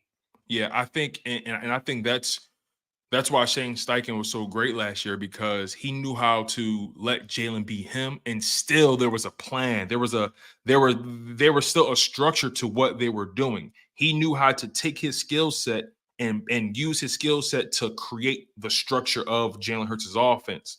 I think right now under Brian Johnson, I think he had a way better game against the Dolphins. I think he's trending slowly in the right direction. But I think when I watch the Eagles offense right now, I'm not seeing enough quick reads. I'm not seeing enough quick passes, right? Trying to get the ball at his hands, trying to get him to a rhythm. I think the next step in Jalen's development right now, because we know he can play make, we know he can operate outside the pocket, we know he can do all those things. I think the next step in his development is knowing how to throw the ball more and still protect the ball. And it's kind of hard Jalen Hurts is a player that he's so electric. He can do so many different things outside the pocket. And so when you try to reel him in, you kind of confine him a little bit, and maybe he's uncomfortable with that. I think Jalen Hurts is trending in the right direction as a quarterback in his overall development. He does have to get the turnovers under control. But overall, what we're watching a quarterback literally develop in front of our eyes. He's turning the ball over, at a pretty high rate right now. I don't like it, but there's something you have to take the good with the bad when you're watching a quarterback who, let's be honest, let's not forget where he came from. He was a second-round pick. He wasn't as refined in year one as he is now. So Jalen Hurts is literally developing in front of our very eyes. I'm pretty sure if you ask Jalen Hurts today, he will not say he's a finished product. So I believe Jalen Hurts' best years are only on the horizon. Again, the turnovers are going to hurt you if you can't get a handle on them. You know what I'm saying? I can live with one turnover, and when interceptions happen, it's a part of the game. You know what I mean? Here's why I'm not that concerned yet about the turnovers. It's an issue because it has to be addressed because it hurts field position. Right. And it hurts a very young defense because I'm still developing that defense on that other side, especially in the back end, that I don't want to put them in uncompromised situations where they got to play on short fields first. I'm not completely comfortable with that secondary yet. And so for me, the number that I keep an eye on with Hurts is that 67.7. As long as I'm seeing that number continuing, I know with the high volume of plays that he's throwing now and the high volume of passes, that as long as he's being accurate, tip passes, dude, that's just part of it, man. It's just fumbles, all that shit. Sometimes it's a rash of them. Sometimes it's not. When you see that number go down to 61.4, you see it 59, then you've got major problems with a guy regressing like it saw with Wentz. That number went the other way with Wentz when he was in Philly his last couple of years. You started seeing him now it was talent on the field as well, but it's the high volume of plays. But the reason why those 10 turnovers, they get kind of glossed over by me a bit is because you are 6-1. And I said this about the team last night. It's a great example of why the Eagles are 6-1 and why the Niners are 5-2. Game like that last night, the Eagles win that game. Even if they play their worst game, they're going to win that ball game because they know how to win with running game, the passing game, the ugly game. They're so versatile, and the talent on the roster is so good that they overcome so many variables and obstacles, turnovers. Maybe the secondary's not playing. They'll figure it out because the defensive coach is coming along getting better. Do you think they just figure it out on how to win? Do you think the Niners should have still won that game? Because I know they were missing Trent. I know they were missing Debo, but yes, they should have won that game. They're still so much more talented than the Vikings. I felt like they should have won that game still. Hey, here's something. I don't ever want to hear wake up. Hey, man, if you got to be woken up for an NFL game where you make $30 million, you got a problem with Nick Bosa then. I don't want to hear anybody telling me to wake up games, reality. I mean, dude, you're playing on Monday Night Ball. You're playing an NFC opponent too. That's going to count against home field because Ayuk and Kittle still played, right? I mean, you've got to win that game. Yeah, you've got to win that ball game. And here's why I don't have any different of opinion except for this: the kid's got to stay out of that turnovers. See, for him, get this, Tone. Those turnovers were killer and critical to Purdy. Jalen's hasn't been yet. They're 6-1. And see what I'm saying? He can't turn the ball over twice and win a game. Jalen can turn the ball over 3 times and still win a ball game. Yeah. It's and that goes back to my point about being able to operate outside of structure, right, and being able to play through the hiccups. We haven't really seen Purdy have to play through something. You know what I'm saying? And again, I think Purdy has officially solidified that he is a good quarterback. His body of work he's a good quarterback. Really good. Is he great? I don't know. But is he good? Yeah, I think Purdy's a good quarterback. How about this question? Is he good enough to win a Super Bowl? Yeah, because he doesn't really turn the ball over that much. So, That's like, right. I mean, he's good enough to win one. I think so. I think so. Would That this team be is fair? that team is so talented. I mean, How I think about this? yeah. How about this, Tone? When you look at Brock Purdy, I see a lesser athletic Nick Foles. That's interesting. It's not quite. Nick Foles is a really good athlete. Yeah, that's interesting. I'm not going to compare him to Nick Foles because Nick Foles is special to me. So Nick Foles is special to me. He's the ultimate substitute teacher in the history of the National ultimate substitute Football teacher, League. man. The ultimate. He's the ultimate. And I love the whole thing. I like that kid too, man. Oh man, I'm a big Nick fan Foles of is his, immortal. man. He's immortal. He ain't got to pay for another cheesesteak, soft Nothing. pretzel, water ice. He's immortal. He come to Philly, Man, they'll let him go over the bridge, won't they? Man, Nick Foles. As soon as he gets to the city, man, the Broad Street parts. You know what I'm saying? So, Hey, I got a question for you. For sure. Are you at all right now? Do you think that this? How about this? Let's be fair here, because I want to make it so, because it's true. I mean, every quarterback in the National Football League has an issue with this, especially with some of the quarterbacks in the league. You think Hurts' health is going to be a factor in whether or not they win the Super Bowl this year, knowing that he's limping around now? I'll put it to you like this. I am concerned about it because the reality is we need him to be there at the finish line. And he battled things last year, right? You know, we've seen him battle through injury and so on and so forth. Like, you know, it's not like we haven't seen him, you know, battle through things. Super Bowl. But overall, you know, we need Jalen Hurts to win the Super Bowl.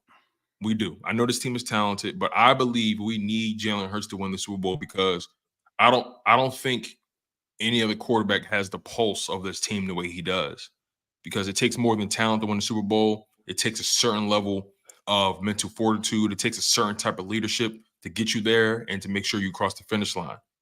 That was the difference, you know, with Nick Foles. But you know, I look at Jalen right now, and I am mildly concerned about the injury. For the simple fact that his game is so, again, the ad-libbing, the improviser, right? He moves around a lot. So the last runs. The last thing I want is for his game to be limited because of the injury. So, in knowing that he's hurt, as a coaching staff, I think it's important that I come up with something so he can get the ball out of his hands quicker. Therefore, we can somehow, some way, get that leg right a little bit. And look, you know, it's you know, we're only 7 weeks into the season, and I look at it like this, right? Even though his game is predicated on being a dual threat guy, and he uses his legs to create a lot of action, and you know, he kills teams on third down. He's a Swiss Army knife. He does a lot of different things. Even though his game is predicated on that, you know, I look at it like this. You know, there are a lot of these guys right now who are battling injuries. However they got hurt, whatever their style of play is, if you use your legs more, whatever it is, these guys, even Trevor Lawrence, right? You know, he was battling a knee injury in that Thursday night game, and the dude put up 60 rushing yards. Yeah, you know 60, what I'm saying? So 69, something like that, right? Something like that. So, you know, overall, my point is, right, you know, with the way edge rushers are coming around that corner, the way these D lines are more and more athletic and talented, linebackers, all that kind of stuff, regardless if you're a dual threat guy, all these quarterbacks have to have some level of maneuverability and escapability from that pocket. And again, Jalen Hurts isn't the only one dealing with injury, but his injury affects the Philadelphia Eagles. He has to find a way to battle that. I am concerned about it. That's the bottom line, though. I do, you know, I hope it's not more severe than what maybe it's led on to be. I mean, they haven't really given out too much information about it. Would you sit him if that thing progressed to be a tad bit more? I'm not talking about the big games coming up. I'm talking about games after the stretch, like the Giant game, once you get him out there. Would you think of sitting him towards the end of the year just to get him a tad bit more healthy going into a playoff run? Last year, he went into the playoff run with an injured shoulder. I'd like to really see Jalen go into a playoffs healthier than he did a year ago. And right now, we're sitting here, like you said, Tone, we're coming into the halfway point of the season here, and he's got a knee brace on, and he's limping around out there. And the Eagles aren't saying anything about it because they don't want to put a target on anything, and rightfully so. But I would think this, and like you said, hey, Joe Burrow, needs his wheels to escape a sack, he's not going to run for a first down. Jalen breaks teams' backs on 3rd and 11. Right. Joe Burrow doesn't do that with his wheels. Okay, Right. That's and the guy in Buffalo is just a weirdo. I don't know how Josh Allen plays 17 games playing that way, because he plays like he's a stunt. He's like a stunt actor. Oh, I mean, man. I've never seen a guy throw himself off a building like that and still get up and get to the next play. Has to be because he's 6'6". But I mean, Hurts' game. Even the Eagles have tried protecting that early on in the year when they were telling him to get down. I'm just saying it's been something that's been a focus even with the organization from week one. Yeah, man. You know, the reality is you paid him, knowing the way he plays the game, man. You have to live with the results. Even though I'm concerned about the injury, I look at it like this, man. I can't legislate injuries. I can't try to predict it. Nope. I can't try to tell him out there to play careful or whatever. At the end of when you sign that dotted line, you know what the risks are, man. And as much as I want Jalen Hurts to be healthy, look, man, if he's good to go, he's good to go. Go out there and ball, baby. That's just the reality, man. Do what you got to do. Take your aspirin, take your ibuprofen. You know what I mean? Eat your Wheaties, whatever you got to do. Get out there and ball. I'll let him tell me that. If you can't go, all right, I'll let until the doctors tell me otherwise. Jalen Hurts, you're going out there and playing. Isn't it funny, Tone, that statement by Boomer Esiason on the program meant more now than what it did then when he said it, that he's got to learn how to play with the contract? That means getting better, playing with injury, being a leader. That must be exhausted. You know what's so crazy? It also meant, because it's so funny you brought that back up.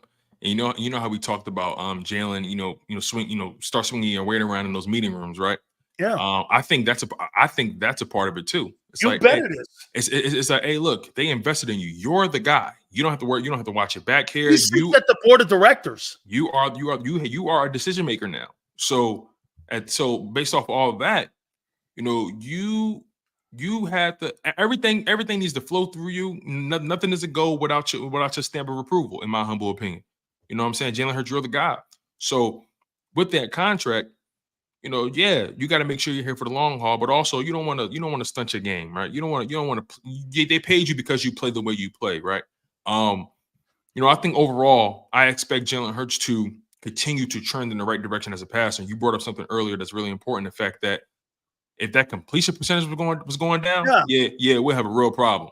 Yeah. But the fact of the matter is, I was looking at Jalen Hurts' stats, right, and he's still making good decisions. It's just inopportune plays. Yeah, it's pretty remarkable, right? Let me throw something at you really quickly, man. And this is through his 4-year career as a passer. I'm not talking about rushing yards right now. I'm more so just talking about his passing ability.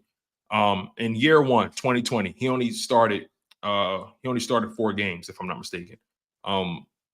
He had a 52% completion percentage in year 1, 52, right? Rookie.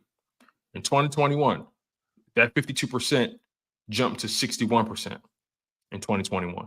In 2022, his completion percentage jumped to 66.5.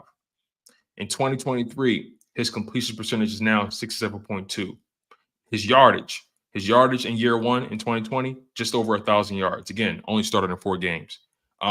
Year 2, 2021, 3,144 yards. 2022, 3,700 yards. And in 2023, he's already on pace for about 4,400 passing yards. Touchdowns increase every single year. So my overall thing with Jalen Hurts is I'm literally watching a player get better and better and better every year as a passer, right? And even though his game incorporates that running ability, I believe Jalen Hurts is a player who can potentially get to a point where he literally runs as needed, or his athleticism is strictly just to evade in the pocket. Again, you got to stay healthy and you got to bring the turnovers down. I think that's going to happen, though. The turnovers, sometimes you get bit with the bug and it's your turn, right? Last year it was Dak Prescott's turn. This year it's Jalen Hurts' turn right now. I think he's going to improve with that. But again, I think Jalen Hurts as a passer has gotten better every single year, and I don't see why it would stop. His diligence, his creativity with the ball, his commitment to just his overall off-season work as well, his commitment to his fundamentals and his technique. I believe in this guy that he's going to eventually get to a point where he's going to be one of the one of the top 5 quarterbacks in the NFL. Sure, is he not as talented or gifted as a Josh Allen or Joe Burrow? Sure, right? But the game goes beyond just talent, right? What are you doing with your opportunities? And I think Jalen Hurts is going to be a guy that's going to continue to capitalize off the opportunities and get better as a passer. Depends on what and how the structure of the offense is going to look too. And what I mean by that is when you're asking somebody to develop, and get this, you're asking him to develop one part of his game, and that's why the turnovers are high. It's not him. It's all of them. Right. It's the play caller. It's the receivers. It's the tips. When you throw when you throw 200 more passes than you're going to throw a year ago, don't you think somewhere in there you're going to throw more high percentage turnover plays somewhere in there where you're going to double your output in INTs? Absolutely. Until you learn with all that volume of offense, okay, like you said, Jesus Christ, do they ever run check down throws? I mean, I see them trying to get the ball to Swift more, and I think that's totally by design on those routes that you're talking about going down the field, of those high percentage turnover plays, and takes more time in developing to run those routes on a 2-hitch route. So it's taking more time for that. And him sitting in the pocket, Jalen's holding the ball a lot longer because you know why? There's more of those plays designed in the offense. And as they're changing their offense on the fly, that's why you're seeing the last 2 weeks, more Goddard, more Swift, more Goddard, more Swift, because he's holding the ball too long, which means he's putting it into short windows, which means you're getting more tips. I don't know how many weeks we've heard people say this. Well, that wasn't his fault. Well, that wasn't. No, it's the entire way they're approaching and trying to develop him. His numbers right now, like you said, he's still throwing and almost completing 7 out of every 10 passes. You're going to be thrilled with that. But you're also, it's kind of crazy what they're doing. They're kind of redefining him a little bit on the fly here. Yeah, I also think Jalen can be a little greedy at times. And I don't mean that like, he doesn't. I don't mean that in a bad way. Sometimes, when you know what you can do, sometimes you tend to take the harder route because you look at it like, I can make that throw. Josh Allen has that issue sometimes. Justin Herbert has that issue. Even Patrick Mahomes. After he lost Tyreek Hill, he had to reinvent his game because he was so used to having these big explosive plays, right? Down the field. He had to get comfortable with, throwing the ball shorter, getting comfortable with the check down, methodically working your way down the field. Jalen Hurts operates in an offense where this team is very comfortable going on 10, 12, 14 play drives, right? But there are moments where I see Jalen overlook an easy throw. I see him overlook the short throw and try to go to the intermediate, and it ends up maybe incomplete, or maybe he completes it, but it was a much tougher throw. He likes to chunk play. Jalen, listen, he likes to have fun out there, man. And when you're a quarterback, man, you like to sling that route. I'll tell you why I think he does that. I think he likes to chunk play because it opens up the third down run for him. When you're thinking about him throwing the ball deep down the field on the seam, and he throws those chunk plays, I'll tell you what, think about it, Tone. Right. You keep those safeties honest that he's going to throw it to AJ down the field down there, and all of a sudden when he doesn't throw that down there, there's not a lot of checkdowns and not a lot of underneath throws. I think that opens up his run game for him and why he breaks people's back on 3rd and 11, because he does like those chunk plays. And I think it's kind of like throwing, like I told you what Foreman used to do. He used to throw these big waving left hooks, never hit anybody, but he was waiting for that one time in the fight where he was just going to hit you in the head and knock your ass out. And I think that's what Hurts does on that 3rd and 11. Dude, he has made more plays, in my opinion, that I remember on 3rd and 11 that breaks people's backs and his feet than any throw outside of maybe that one throw that he had to AJ where it was on the sideline and it was right here and you could have ran it up. Maybe it was the Washington game where you could have ran it out, put it in his hands, and it was like a 45-yard out. Yeah. That's the best pass I've seen him throw. And one in Chicago over the basket last year with the bad shoulder. That was after you hurt the shoulder. Yeah, you're right. I thought that was a great play, but his breaking of people's backs on that 3rd and 11, man, can't tell you. I sit back and I watch the game. I go, there's not a chance in hell this guy's not getting. Get this. The 2 things the Eagles get on a consistent basis, 4th and 1, what are they, 14 of 15 this year or some shit like that? And Jalen on 3rd and long when it comes to running the ball. Yeah, Jalen, that's Jalen's game, right? Jalen Hurts, the Philadelphia Eagles aren't the best 3rd down team in the NFL for no reason, right? What he provides, it's a gift and a curse, right? You have a dual threat guy who can pass the ball and who can run the ball.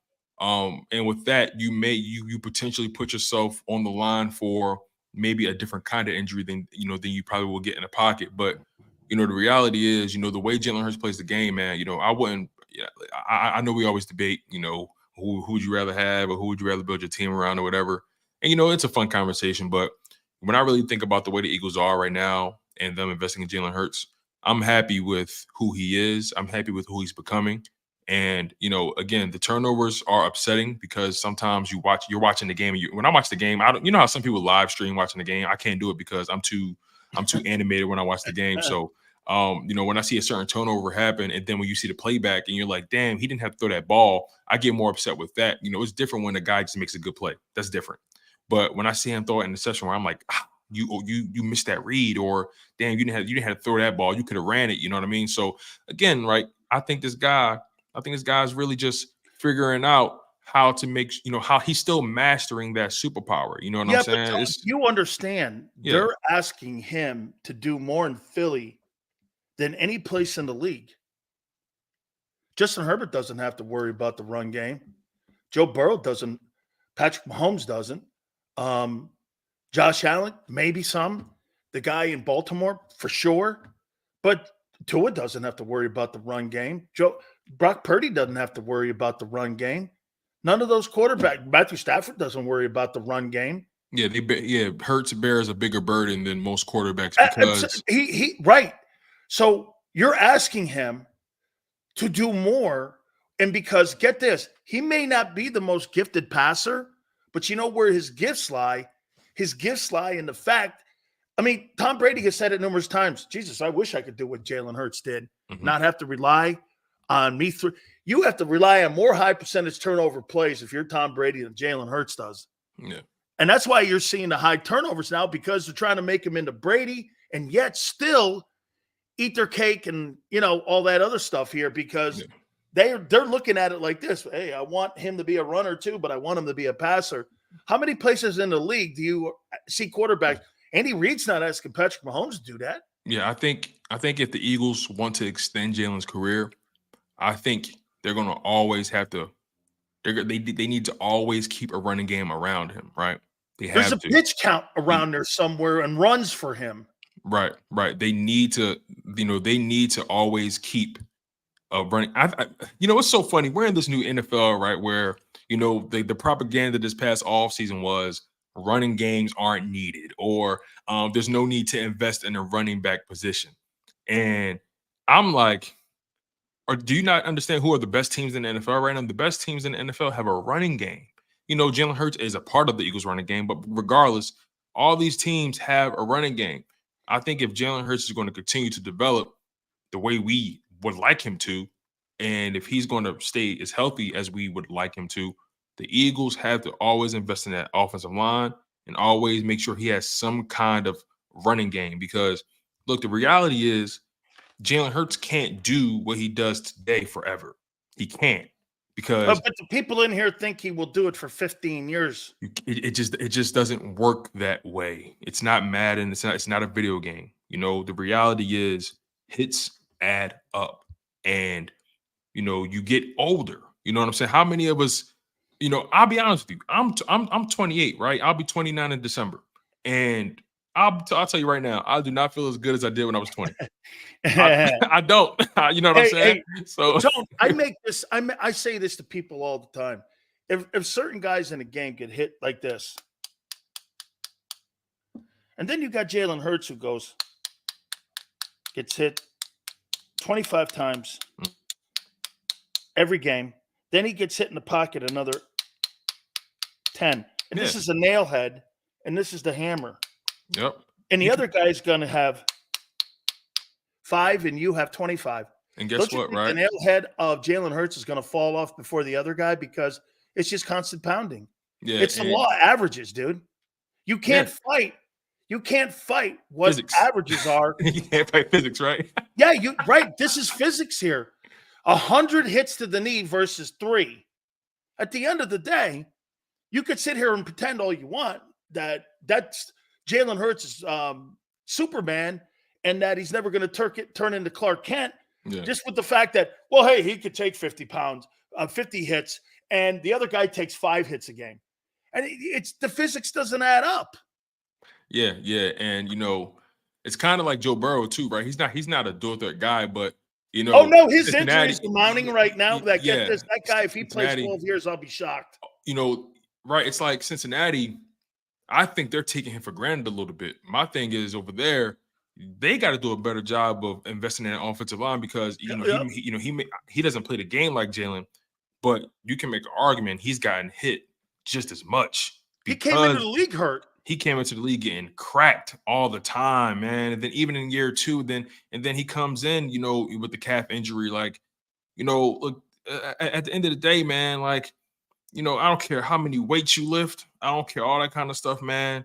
At some point, you get into enough car accidents, something gonna happen to you. Hey, you get hit in the chin enough, man. Something's gonna break on you. Yeah. I'm gonna leave you with this. I want to ask you your opinion on it. My top 10 teams. I got Seahawks 10, Browns 9, Lions 8, Dolphins 7, Cowboys 6, 49ers 5. You hate that. Yeah, I might as well say Kardashians to you, Cowboys. Jaguars 4, Ravens 3, Eagles 2, and Chiefs 1. And the only reason I didn't put the Eagles 1 is because they don't have the belt. If they had the belt, I'd put them 1. But until you beat the champ, you're still the champ. Yeah, and the reality is, when you have Patrick Mahomes and Andy Reid, you that's already like, that you already get an edge with that, right? I would probably still put the Niners ahead of the Jags. Okay. I like the Jags. Don't get it twisted. I like the Jags. Okay. But I still think the Niners are better than them, though. You think the Lions should be ahead of the Cowboys? Yes. I think the Lions should be ahead of the Cowboys. I do. Granted, they had an ugly loss against Baltimore, but that begs the question, are we underestimating Baltimore? Oh, I think so. Because I've never seen Lamar look like that. 71-1. He threw for almost 400 yards, and I don't think he threw more than 30 passes. I can't believe it. I mean, that Monken guy has changed him around incredibly. Would you put the Browns ahead of the Dolphins? That's a good question, actually. Fully healthy, Browns versus Dolphins. I'm so unsure about Deshaun Watson. I'm so unsure about him. That Browns defense is legit, though. I'm going to go with. I think Kareem Hunt's coming around too. I'm going to go with the Browns. I'm going to go with the Browns because that defense is so crazy. You know what I'm saying? That defense is so Well, so far they've been generational. So I'm going to go with the Browns over the Dolphins. I can live with that. I can live with that. Seahawks, I have at 10. Would you put the Steelers there instead?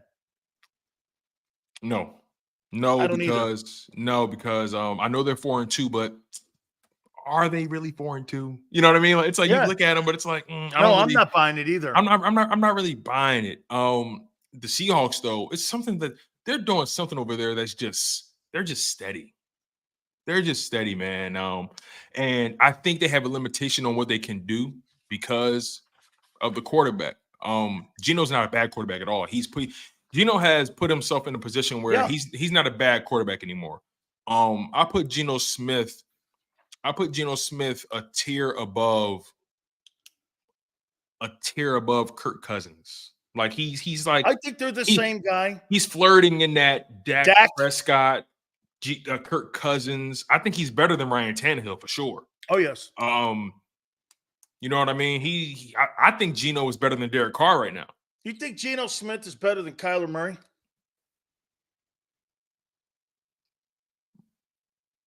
Right now, yeah. I'm willing to say that. Yeah. I'm willing to say that because Kyler Murray, man, hey, that's about $30 million of an answer that I wonder what John Snyder, the GM in Seattle, would like to respond to on that one. You see, that's about a $30 million difference, dude.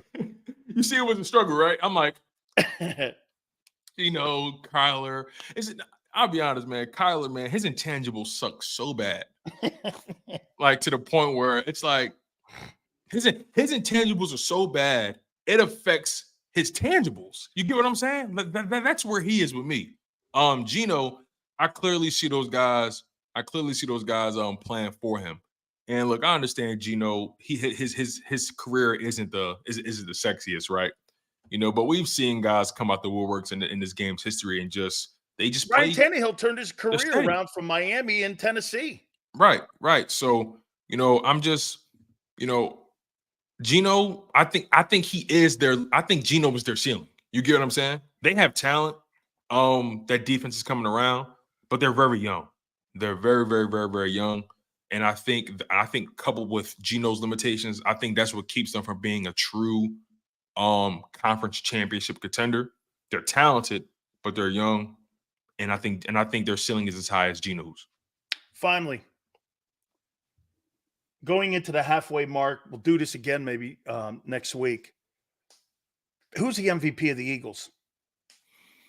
The MVP of the Philadelphia Eagles. Let me not even rack my brain around him. You got to give it to A.J. Brown, man. You got to give it to A.J. Brown. Like, you can't over 125 yards in the past 5 games. It's just Jalen Carter has made the #1 run defense in the NFL, and him and Jordan and has impacted Jordan Davis too. And get this, AJ hasn't impacted anybody on that team but AJ, and Jalen Carter has impacted the entire run defense. Jordan Davis next to him, and teams can't run the ball on your team, which was 22 and then 16 in the last 2 years. He has had an impact on that defense like no player has had. Reddick is there. Reddick is coming on the last 3 games. But this guy has been the impact player. Yeah, I think you're not wrong in anything you're saying. You're not wrong. Just what AJ's doing, man. What he's doing is just wild, man. But I agree with what you're saying about Jalen Carter's impact. Jalen Carter's impact is insane. The entire right defense. He has improved the run defense by a mile. Jalen Carter has helped Jordan Davis. But I also don't want to discount the work that Jordan Davis potentially put in the offseason. But AJ hasn't impacted the offense. Like Jalen Carter has impacted the defense. When you say impacted the entire unit. When you say impact, do you mean because the offense everyone around him's better? Because he's there. Because he's there, everyone around him is better. Josh Sweat continues to improve as a player. On the other side, Jordan Davis is up this game. Hard work, getting in shape, no doubt about it. The linebackers have been impacted. Street walking linebackers have been impacted. You got a linebacker, Tone Yacut, who's one of the top linebackers. And the reason your run defense is #1 in the NFL. You're making a good argument, man. And get this, Devontae's numbers are down. Goddard's numbers are down.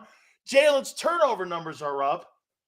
I mean, Carter has impacted the entire front 7. But couldn't I put that on? Couldn't I make that a Brian Johnson problem and not an AJ problem? Because I feel like AJ has done, amazing things with his opportunities. And I understand that Goddard's yards are down. I understand Devontae's yards are a little bit down. But look at it like this, right? Because I know there's a narrative out there where it's like they're force-feeding AJ and, he's kind of taking over the offense. But hear me out on this, right? And then I'll let you go. The Buffalo Bills, Stephon Diggs, he has 78 targets on the season. The next closest player has 35 targets. That's a 43 target difference. That's incredible. The Dolphins, Tyreek Hill, 74 targets. The next closest player has 41 targets. That's a 33 target difference. Bengals, Jamar Chase, 73 targets on the season. The next closest receiver has 41 targets. That's a 32 target difference. Chiefs, Travis Kelce has 59 targets. The next closest guy has 34. That's a 25 target difference. Chargers, Keenan Allen, 64 targets. The next closest guy, 35 targets. That's about a 30 target, 29 target difference. The Lions, St. Brown, 69 targets. The next closest receiver has 49 targets. That's a 20 target difference. The Eagles, A.J. Brown, 75 targets. The next closest guy has 50 targets. And Devontae Smith, that's only a 25 target difference. So I'll look at it like this, right? Most of these offenses that we have the most respect for, they have their number one guy that they're feeding. And when I look at the disparity between targets in the Bills offense and then Dolphins and Bengals, and then I look at the Eagles, I'm like, okay, is AJ really monopolizing the offense? I don't think so. So I think he's just making the most of his opportunities, and his touches come in bunches, so it looks gargantuan, right? But overall, I think the Eagles need to do a better job in putting Devontae in the Smith where his talents can be showcased. I think How about this one, Tone? Yes. Is it possible that Jalen Carter's also made Sean Desai a better defensive coordinator? Very possible. And that on the other side, you know, we look at the offense, and we've been questioning it since week one. And has AJ improved the offense enough where we're sitting here going, man, that offense looks exactly like last year? You know, we have more praise for the defense this year than we do for the offense because of where they're coming from. And I understand you can't go anywhere but down from a year ago for what you did if you have any kind of stumbles or any kind of turnovers. I'm just saying that when you got a guy like Jalen Carter and you put him on that unit, the linebacking core gets better. Your secondary's better. Your run defense is tops in the league. Every guy that plays next to him is playing, I don't know. Davis is having a career year. Sweat may have another career year. The linebackers have saved their careers. The secondary's looking good. They're getting better on a daily basis. I just say this. That guy has made a massive impact on that side of the ball. Let me just put it to you this way. If Jalen Carter's not there the rest of the year, you think that affects your defense? Absolutely. But I also believe if Age is not there, the offense is nowhere near the same. Nowhere near the same. Who would you rather lose, AJ or Lane? What kind of shit is that, Stills? Come on, man. That's you. Oh wait, the mayor's coming back here. You're a dirty dog, man. You're a dirty dog. That's not cool, man. Roll the barrel. Roll the barrel on that question. Roll the barrel. Good job, Tone. I appreciate it, my friend. Look at that. I love that. I appreciate you, man. I love that. I appreciate it, Tone. Way to go, man. That's my guy, Tone, for the segment. He's like, man, let me get out of here. Oh, Philly, Big Sills, we on top, my man. 49ers choke. Jalen Carter's great, but I also think Jordan Davis is actually underrated. Philly 500, man, you're the man. Listen, he is absolutely turned it up. But I'll say this to you. Hey, Philly 500, I have a question for you before I go to a timeout. So if the Eagles don't have Lane Johnson or A.J. Brown on the field like the 49ers didn't have Debo and Trent Williams, you think the Eagles are the same team? Isn't this just a week-to-week proposition? The Eagles aren't the same team with Jack Driscoll blocking at right tackle. I mean, hey, come on, Philly. Jack Driscoll. The human floating buoy. Come on, man. You know that, man. Come on, man. Philly. Come on, man. Okay? What does history tell you? Kean says, when Lane's not on the field, you lose. That's what history says. Thank you, Kean. Thank you. Yes, you're right. History does defend Big Sills. Debo is their A.J. Brown. Come on, Philly. Come on, me. Dude, Jalen Carter is the MVP of that team. He impacts the entire defense. The entire defense. All right. We got it coming up here now. As anticipated, the Big Sills top 10 NFL quarterbacks will be unveiled, as it always is on a Tuesday.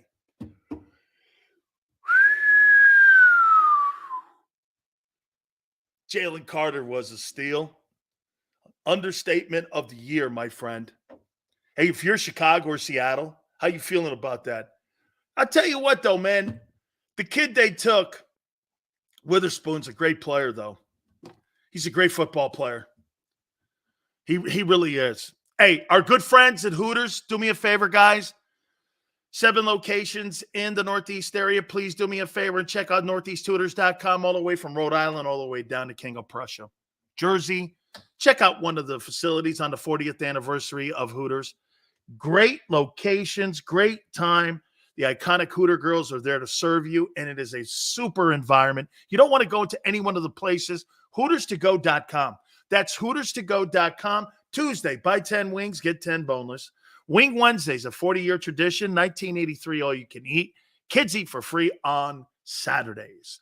NortheastHooters.com. That's NortheastHooters.com. And do me a favor, when you roll into any one of the facilities, you tell them Big Sil sent you.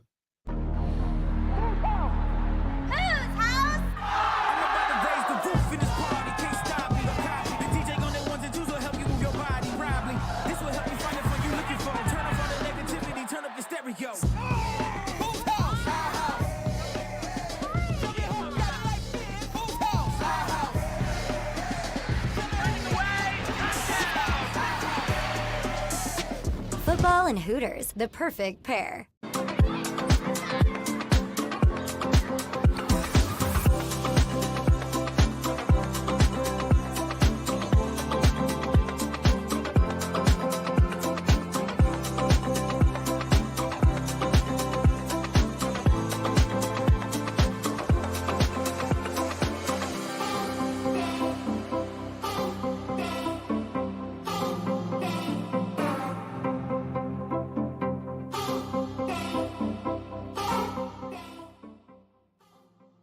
If you own a company and you're not producing a podcast, you're missing out. The public consumes messaging when they're ready. Join the professional podcast network of companies and let JAKIB Media Partners put you in the podcast arena. Come to our professional studio, or we'll come to your place of business and professionally produce your company podcast. Call JAKIB Media right now at 267-261-3428. 267-261-3428.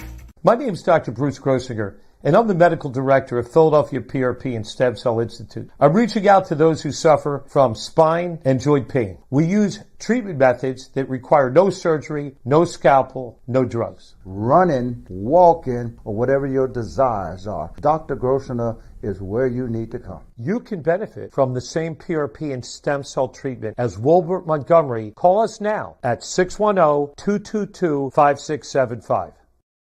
We're here to show you a better way to spend your state income taxes and get the money to where it's needed to most to the thousands of qualified kids. What we like about Blocks is they really know where the need is. This program ensures that their dollars come 100% into these kids for their tuition assistance. If you are able, Blocks makes the EITC piece go very quickly and very smoothly. Turn your PA state tax liability into need-based scholarships and receive a 90% tax credit.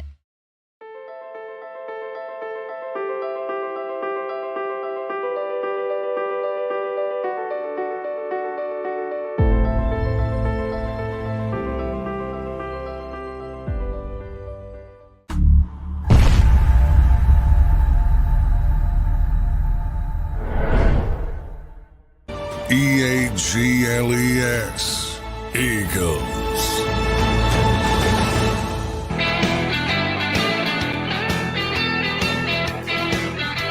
Oh, man, Philly fans are out of your minds.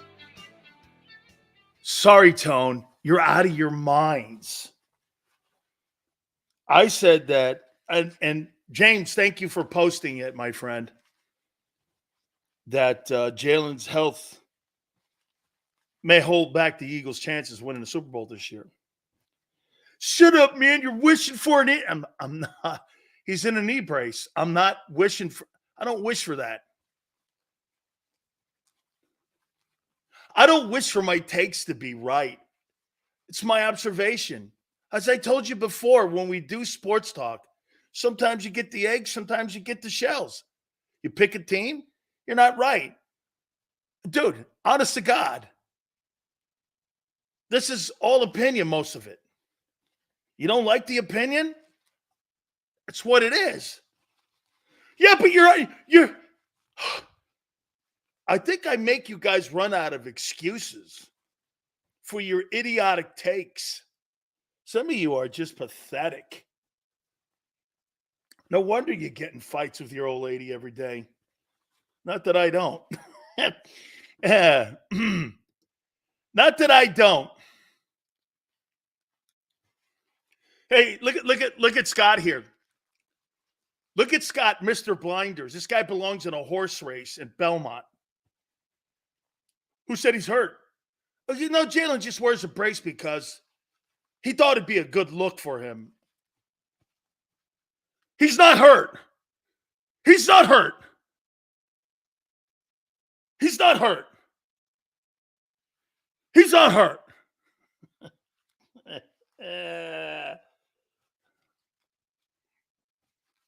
Oh, because NFL teams don't hide injuries. Ask Atlanta how that's working. Hey, ask Atlanta how that's working. Come on, Sills. Oh, my God. Oh, before I get to my top 10 NFL teams, Doc Walker, by the way, part of the broadcast team for the Washington Commanders, will join us. Former Super Bowl champion himself. Now, this isn't my intel here on MVP race. Okay? This isn't my intel. But this is who people are looking at right now who are leading candidates to win the most valuable player award in the National Football League. Okay? Number 10, Jared Goff, Detroit Lions. Number 9, how this guy is on the Vegas board at 9, I have no idea. Justin Herbert. Really? You better go on a winning streak or something. Number 8, Christian McCaffrey. Let's see, it goes like this. Who said, how about them Cowboys? Hey, Jay Recruiter, 8-3 versus the Eagles in the last 11. How about them Cowboys? Herbert is a small game quarterback. True. Number 7, Trevor Lawrence. Dougie P. Number 6, Josh Allen. Number 5, Brooke Purdy. Cowboys still talking about years ago. Yeah, when your best years are in your rearview mirror. You are, right, Philly? But to Philly 500's point, here's the Eagles, 23-2. Where's that trophy behind it? How come I don't see a trophy there? You're 23-2 or 24, whatever it is. Where's the trophy? Like Nick Sirianni's win record versus Doug. Doug is 55-47. Hey, Philly. Hey, Doug Peterson is 55-47. And like Sirianni's what? 23-11, 24-11? Who's a better coach?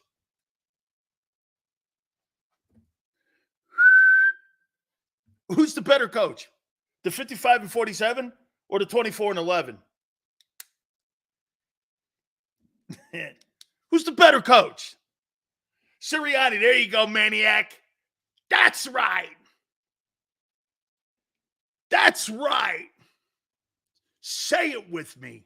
You'd rather have Nick Sirianni's one-loss record than you'd rather have Nick Sirianni's one-loss record than Doug Peterson's record. Only difference is you got a Super Bowl trophy on the other. And the other one, you got a silver medal. Congratulations to you. You took the lesser of the door number 2. Let's not make a deal.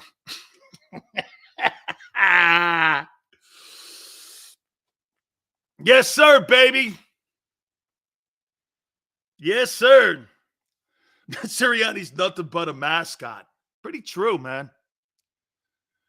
23-2, a trend. Trend. Got to win a Super Bowl. Super Bowl, 23-2, 6-1. Nothing.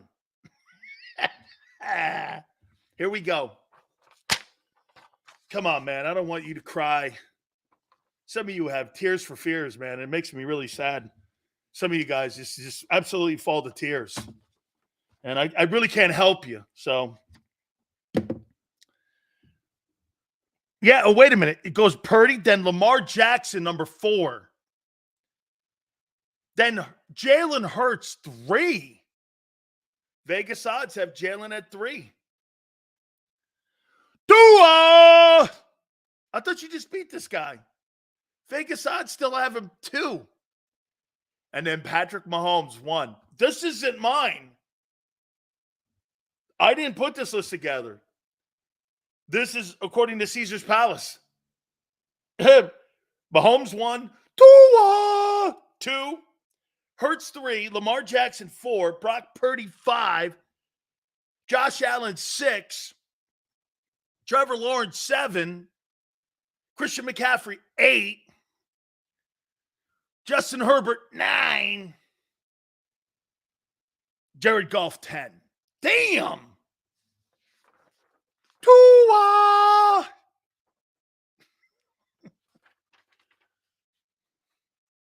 Tua loses to the Eagles, and he's still the second favorite to win the MVP to Mahomes. Tua! I don't know. I might not put that way, but okay, I guess. The guys that bet the money, okay, guys that bet the money, they're going with Tua. Shit.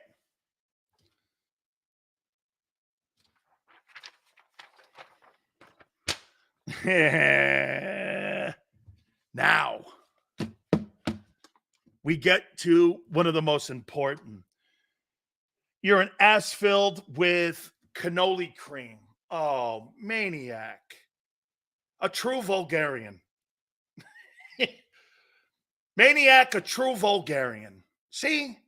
You see a guy like Maniac? You never lower yourself. Washington Carver said it.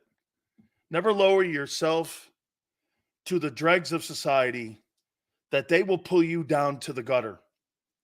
Rise above. That's who I am. I never let that kind of stuff get to me. It's okay, maniac. You live in the gutter. I live above the gutter. I like sunshine. You like darkness. You're always negative. I'm always truthful. And when I'm truthful, you call it a lie. They're lies. The ones, Philly 500. Yes, sir. No, Jesus. Jalen Hurts stinks. He doesn't stink, but he does have 10 turnovers. Still's acting like 4 years ago affects today. I'm not sure what you're talking about. 4 years ago? I'm talking to you about how you can't beat Dak, Philly, And the last 4 games against the Commanders have been a grand total of 3-point differential. But we're going to blow them out. Hey, it's really a great conversation, though, to listen to you guys say you'd rather have Sirianni than you think Nick Sirianni was an upgrade to Doug Peterson. It's laughable. I'll even give you this. If you had Doug Peterson and Sean Desai in January, you win that Super Bowl by 10. And you know it.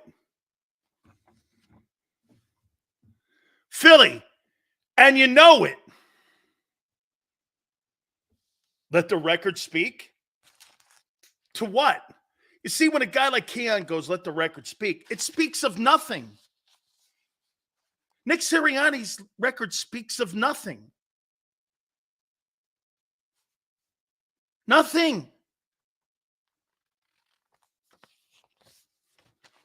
There's nothing to it. I've seen great coaches fired before with great records. I wish Doug had this squad. Dirty D. If Doug Peterson had this squad, it would be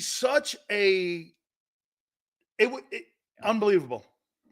But you can't have that because the general manager can't have it. He doesn't let anybody supersede his power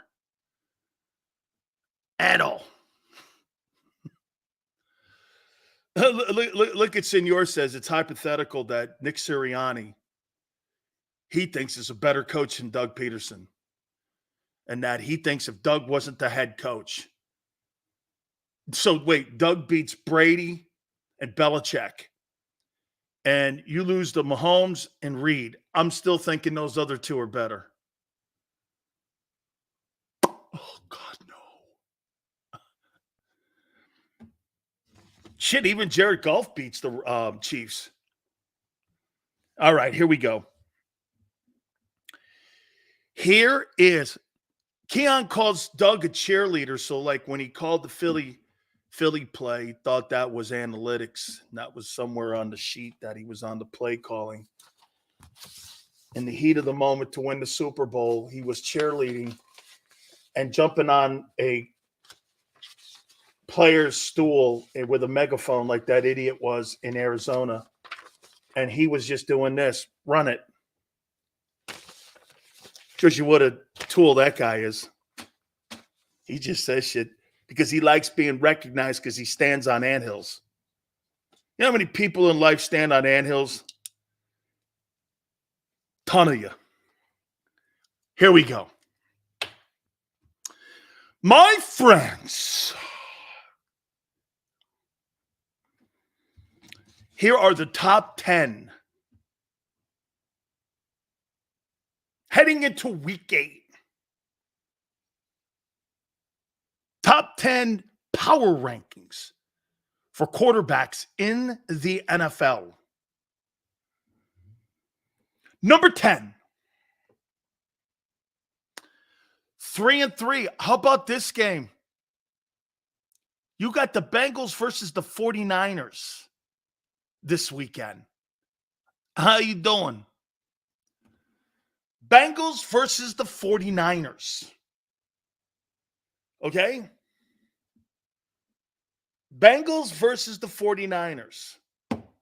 I got Joe Burrow here at number 10. Slowly climbing his way back up the list of the top 10 quarterbacks. Joey Bang! That's going to be a great... Hey, San Francisco better not drop that again. Hey, yes, sir, Tone. San Francisco could drop 3 in a row. You got Burrow on the tail end of a short work week this weekend. Where is that game, too? Is that game in San Francisco? Oh, it's in San Francisco, too. You better win that ball game, son. Hey, am I right? Or, let me see something here. Did the Bengals come off a bye, too? Hey, Tone, did the Bengals come off a bye?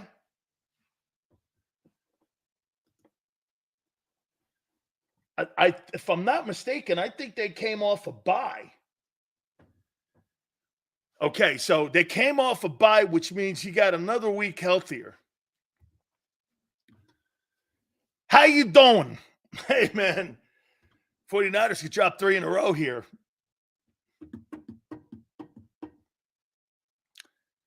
Number 9, the most gifted quarterback in the National Football League from an athletic standpoint, or one of the top 2. The Buffalo Bills, Josh Allen. Number 8, I have to do it, man. Can I get this here? I got to take a look at this. Tone, I got to look at this here. I got to see Kirk Cousins' year, what he's doing so far. Kirk Cousins stats. I got to see what this dude is doing here and see what Cousins is doing. So Kirk Cousins is on pace for 5,000 passing yards and 39 touchdowns and 12 picks and 69% completion percentage. Let me get this right. Kirk Cousins is on pace for 5,000 passing yards. 5,000. 4,996 yards. 7.3 yards per play. He's on pace to throw for 39 touchdowns and a quarterback rating of 101.7, which is better than Hurts.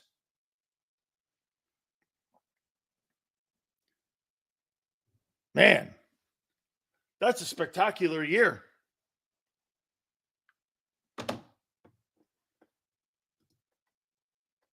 Man, if Cousins was a winner, be considered one of. Hey, Tone, he's going to go into the all-time fantasy football Hall of Fame. I don't know how you don't have that guy on your fantasy team, man.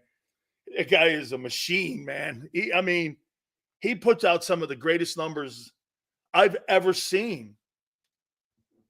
Unbelievable. I got him 8. I hate to do it to you. Back. I got Prescott, number 7. Hey, if you got Kirk Cousins on this list, don't you have Dak? Number 6, Jared Goff.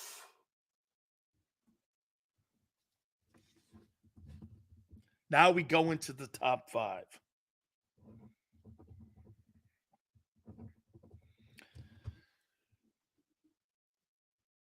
Number 5.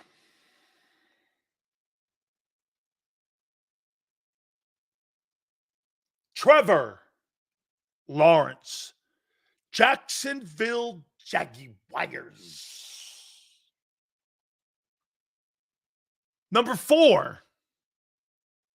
The man from the city of brotherly love. Jalen Hurts. Number 3, Tua. Number 2, Lamar Jackson. And number 1, Patrick Mahomes. Can't have 10 turnovers, dude. It'd be in the top 3 right now. You just can't. Okay? You just can't. Again, it's the offense. But here, will Hurts get better? Yeah. Yeah. Tua. Top 10 quarterbacks, power rankings. Mahomes, Lamar Jackson, Tua, Hurts, Trevor Lawrence, Jared Goff, Dak, Cousins, Allen, and Burrow. Those are my top 10.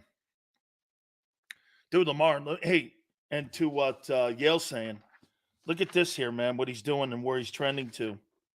Here's what Lamar Jackson is going to do. And let me ask you guys something. If Lamar Jackson does this and gets his team to the Super Bowl, is he not the MVP for the second time?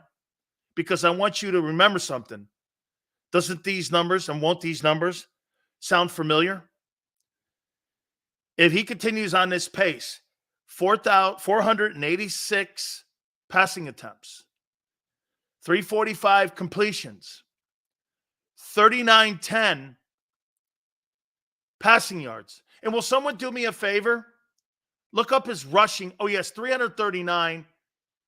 That's through 7 games. So he's on pace for 1,000 yards? No, about 750. Well, wait. Okay, if he continues to go the way he is over 10, he'll end up with 500. Then he'll be around 900 yards at the end of the year. Tell me if this doesn't remind you of something. 486 attempts, 345 completions, 3910, 71% completion percentage, 20 touchdowns, 7 picks, 1019. I could swear to you that that's the same year that Jalen Hurts had a year ago. And if he gets his team to the AFC Championship game, how is he not the MVP?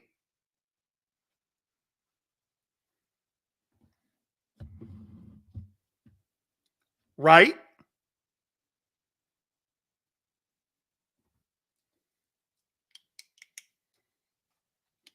Oh, I always love Arthur bringing up the Burt Bell. 2 great Eagles have won that. Carson Wentz and Jalen Hurts. Tremendous. And Ron Jaworski won it too, by the way. Yes, sir. So doesn't Lamar get the MVP award? Gets his team to the AFC Championship game? If Lamar gets his team to the AFC Championship game with those numbers, he'll win the MVP again for a second time.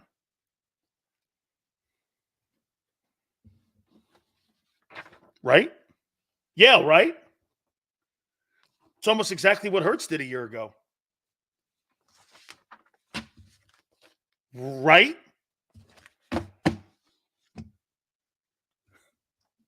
Oh, I see. You can't use that metric for another guy, only your guy. Okay?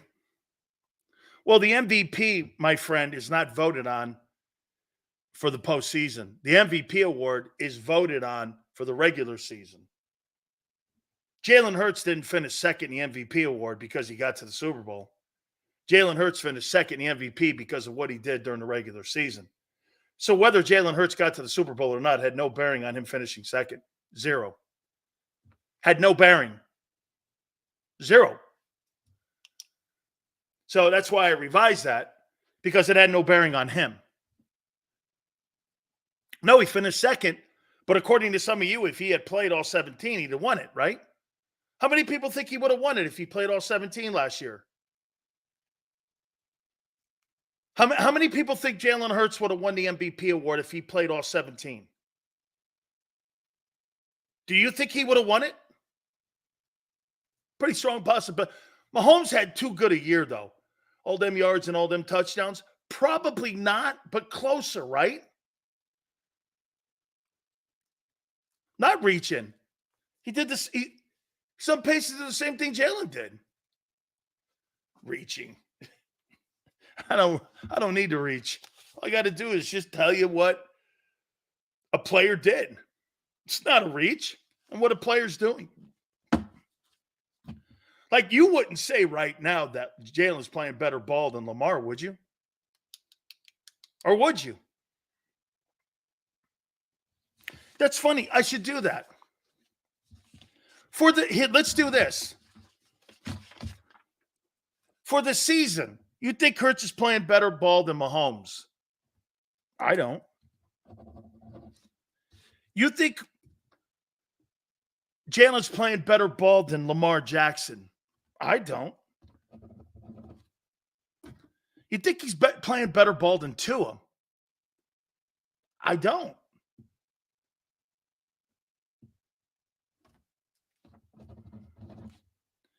Trevor Lawrence. I probably do. He's not playing better ball than golf. Yes, Dak. Cousins. Cousins is a weirdo, man. I'm with Tone on this. Jesus criminy, man. You know, this guy's got every stat filled except the one loss column. That's got to be, hey, watch this. He's going to throw for 5,000 yards and 30 touchdowns or 40 touchdowns. And you go like this. What's his record? Well, they're 2-3. Where am I going here then? Right? Josh Allen. Just too inconsistent, dude. You got to be there. Are you playing personally better than him? I don't know, man. I see you in games and I see you throwing grounders. Burrow, I think he is playing better than Burrow. I do.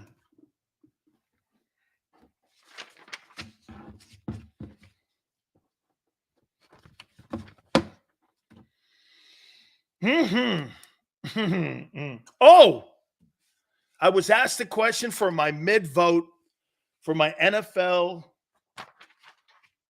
awards for the Midway Point NFL Coach of the Year. I'm going to tell you who I sent my ballot in, and I have the names. Okay? I have the names. I'm going to do that. We'll do that at the top of the hour. Also, don't forget Doc Walker, part of the broadcast team for the Washington Commanders. Josh, what's his name? Not Josh. What's his name? The Sam Howell. Right now, they've sacked him 40 times. That guy's going to be in intensive care by the end of the year if they don't figure that whole thing out. So we will talk to our friend Doc Walker. That'll be at 5:30 Eastern. Hit the like button. Keep it here on the National Football Show.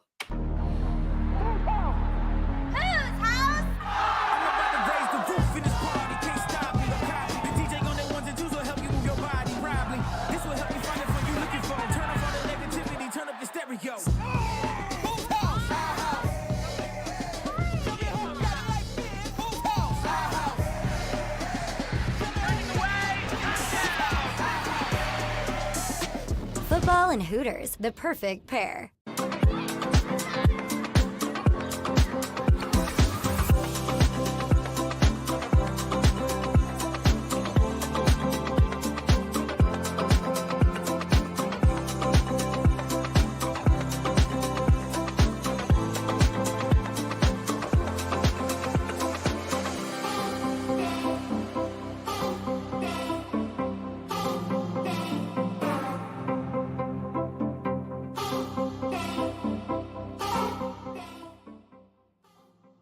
If you own a company and you're not producing a podcast, you're missing out. The public consumes messaging when they're ready. Join the professional podcast network of companies and let JAKIB Media Partners put you in the podcast arena. Come to our professional studio or we'll come to your place of business and professionally produce your company podcast. Call JAKIB Media right now at 267-261-3428. 267-261-3428.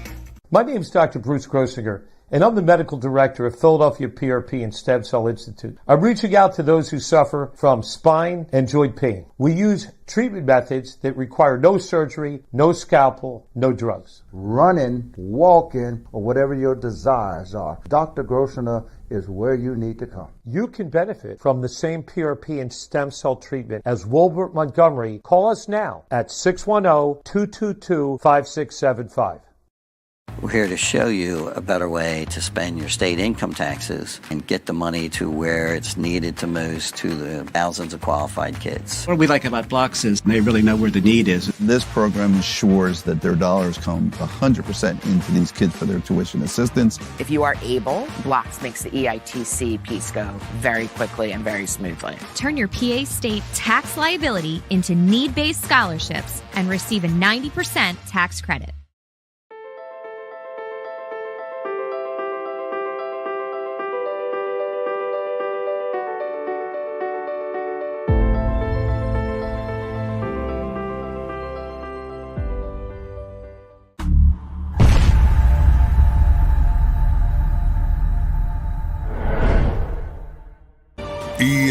EAGLES, Eagles.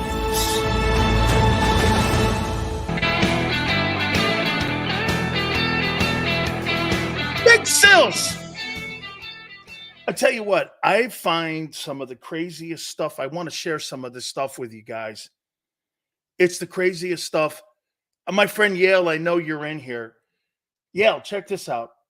My wife is cleaning up, like, dusting and stuff. So she finds this book. And she's like, clean this thing up. So I got this book. And I'm like, yeah, I don't remember where I get half this stuff from. Okay. She's like, this, did you open it? I go, no, I've never opened it. Look, I've never opened a book. She goes, open it. Signed by Cal Ripken. Dan, best of luck. Thanks for taking care of me. I'm like, okay. So I got a book by Bonds. And I look at this even. I'm sure some of you guys in here don't even know who Russell Simmons is. Russell Simmons signed it. I don't even remember some of this stuff. And before the Howes died, they sent me and my wife this book. And she's like, and in the middle here, Gordie Howe and his wife signed it to Kim and Danny. Our kindest regards, Gordie Howe, Colleen Howe, Mr. and Mrs. Hockey. See that? And Howe. My wife's like, these are some of the best gifts of all time. I got books from Jack Tatum. Dude, Gordie Howe is one of my favorite people. I've just put on my Twitter page a picture of me and Bobby Orr. I got a picture of Bobby Clark and I. Bobby Clark used to come. Hey, before we move on, okay? Before we move on, did Philly like Bobby Clark? Okay? Did Philly like Bobby Clark? Bobby Clark was captain on two Flyer teams that won Stanley Cups. Okay? This guy goes, we don't know anything about hockey. Let's see here. Oh, this is one of my favorites. Does anyone know who Dave Anderchuk is? Captain of the Lightning team that won the Stanley Cup. Sent that to me and said, Big Sills, I want you to have this because you were the pre- and post-game show host, Scott, for the Lightning. I was the pre- and post-game show host for the Tampa Bay Lightning the year they won the Stanley Cup when your coach right now in Philly was the coach, John Tortorella. This puck here was captained by John Tortorella, your coach now. Okay?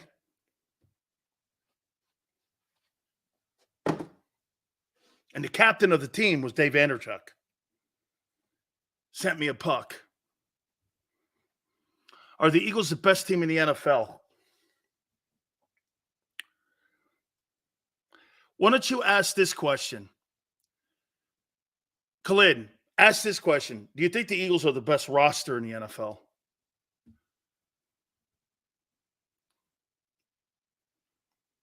Because I don't like the Eagle coaching. Okay? I think it's a three-team race right now. It's Chiefs, Niners, and Eagles. It's those three teams. I do not believe the Eagles are the best team in the NFL. You can't lose to the worst offense in the NFL. They can be beat too. Okay, offensively, are they? That's a good question, Twez. Do the Eagles? Hey, Tone, what do you think of that? Do the Eagles have the best offense in the NFL? No. Well, when it matters. Because wait a minute. Sills, is the Eagle offense better than the Dolphin offense? Shit, yeah, when it matters. Yeah, but wait a minute. When it matters, I think the Eagles have the best offense in the NFL because you know why? When it matters, they perform. The Dolphins had a chance to perform in Buffalo and against the Eagles, and they did not. And they did not. Yeah, but Tone, they play when it matters. The Dolphins have not played in a game that you look at and went, dude, you had a chance against, but like look at the Cowboys. So the Cowboys were in 2 football games that they got destroyed. Are you a believer really in Dallas when Arizona killed them and when the 49ers killed them? I can't give Dallas a super amount of love because you were murdered. Dude, the 49ers have lost close games to the Browns, who have the number 1 defense in the NFL, and a guy who's on pace for 5,000 yards. Played his greatest game of his NFL career. Okay? No excuses. Every week's different. But nobody between those 2 teams gets killed like the Dallas Cowboys get killed. The Dallas Cowboys get killed. Okay? I feel you on that. I just never satisfied. My wife hates that. Hey, Tone, trust me. That's the worst thing you can have. That means, hey, you know what Tone just said to me? That makes me love him even more now. I feel you on that. I'm just never satisfied. My wife hates that about me. Because that means you're a dick, Tone. So am I. All winners are dicks. Because you're never happy with anything you've done in your life. It's okay. It's a miserable existence. You're not the guy that goes like this, hits quote. You're not a quota guy. Well, I got my 4 policies sold. Now I can go home and eat my Italian ice and have a cannoli and sit around with Maniac on my back porch, and he and I could eat Philadelphia pretzels and then wake up tomorrow and do our 14 insurance policies, make our quota, and bitch about big sales all day. You know what I'm saying, Maniac? Maniac's the guy you sit on the back porch, or like Keon, you sit on the back porch with them guys, and all they want to do is just bitch at you about something. You see that the other day, man? Josh Harrison, the building. I love you, man. Man, I love Maniac, man. Even you, Keon, you're such a piece of shit. Yeah. So am I, though. Hey, so am I. Tones like this. I'm never happy. I'm never satisfied. Welcome to the real world, man. All right. A twist, right? Is a twist. How come I'm not happy? Tone's wondering why he's not happy. Come on, Tone. Look at Bear goes, I love how he makes excuses for the Niners. It's not excuses. Hey, wait a minute. This is a guy who denies reality. He thinks that if they didn't have Lane Johnson and A.J. Brown on their team, that they're going to win ball games and they're not going to be significantly different. I don't look at the 49ers. They lost the ball game. So what?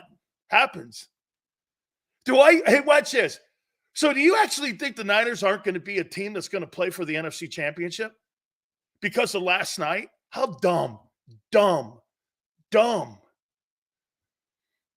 Super dumb. That's like saying that after Kansas City lost to the Colts last year, that they weren't going to go back to the Super Bowl. They lost to the Colts. Colts were terrible last year.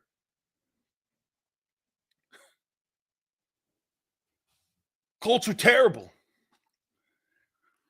Scott, I sent Torts a text. I'm trying to get him on. I love John Tortorella. Oh, he and I are such dear friends. Man, I love Torts. Now, he's an acquired taste. He's an acquired taste, dude. Flyers out to 7-3 lead, man. How about that? Or 7-3 in the Metropolitan. Keeping an eyeball on him. I've been sending Keith Jones some texts, man. I think he's invited me and my wife to a game. How's that for you? Tone, you got to come. Somehow you got to get your butt there. We got to go to a Flyers game because Keith Jones has invited me to go to a Flyers game. Okay? Hey, okay. Doc Walker's going to join us at 5:30 Eastern. Doc is part of the broadcast team for the Washington Commanders. He was a Super Bowl champion with the Washington Redskins. We'll get his assessment on this team. Who are the Commanders? One week they're a good team. The next week they're a bad team. It just doesn't really seem that they have really any kind of continuity. What's the impact of Eric Bieniemy so far? We'll talk to our friend Doc Walker. Does radio in the local market there as well. Philadelphia Eagles had to put up with both receivers from the Vikings, and 49ers can't even handle rookie Addison alone. Okay, David, so you come away with that thinking that the 49ers, and you couldn't handle Zach Wilson. Zach Wilson, the MILF hunter, beat you. The worst quarterback in the NFL. The 32nd ranked offense you got beat by. What's your excuse for that? Do you have one? You got, at least they got, hey, watch this. At least the 49ers got beat by the number one defense in the league. You got beat by the worst offense in the league. Nothing. It's all good. Take a couple minutes off. We'll be back. Final hour. Keep it here on the National Football Show.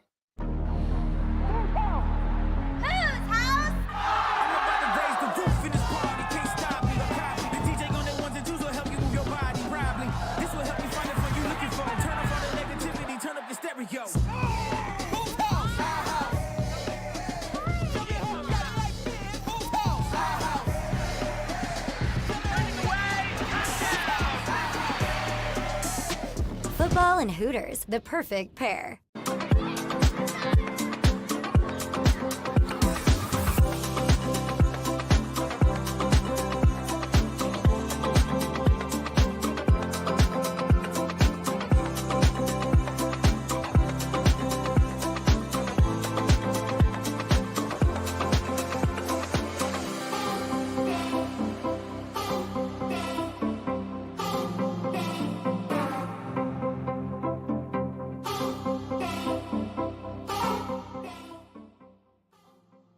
If you own a company and you're not producing a podcast, you're missing out. The public consumes messaging when they're ready. Join the professional podcast network of companies and let JAKIB Media Partners put you in the podcast arena. Come to our professional studio or we'll come to your place of business and professionally produce your company podcast. Call JAKIB Media right now at 267-261-3428. 267-261-3428. My name is Dr. Bruce Grossinger, and I'm the medical director of Philadelphia PRP and Stem Cell Institute. I'm reaching out to those who suffer from spine and joint pain. We use treatment methods that require no surgery, no scalpel, no drugs. Running, walking, or whatever your desires are, Dr. Grossinger is where you need to come. You can benefit from the same PRP and stem cell treatment as Wilbert Montgomery. Call us now at 610-222-5675. We're here to show you a better way to spend your state income taxes and get the money to where it's needed to most to the thousands of qualified kids. What we like about Blocks is they really know where the need is. This program ensures that their dollars come 100% into these kids for their tuition assistance. If you are able, Blocks makes the EITC piece go very quickly and very smoothly. Turn your PA state tax liability into need-based scholarships and receive a 90% tax credit.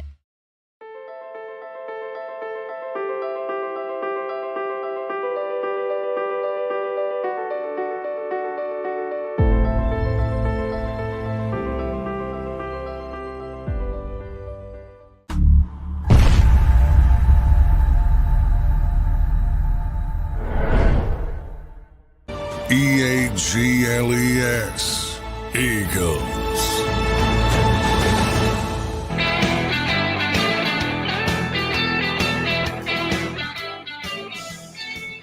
Jim Harbaugh is going to be the next head football coach of the Los Angeles Chargers.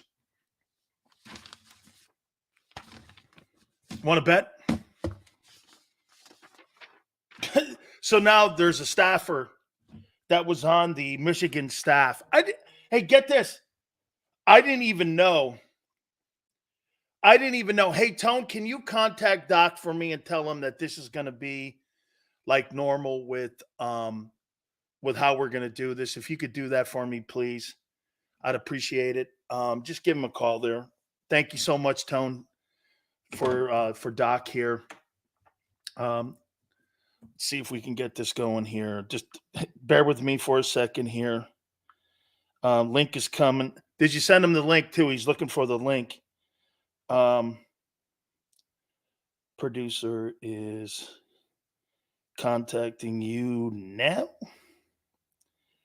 Okie dokie. Thank you, Tone. Let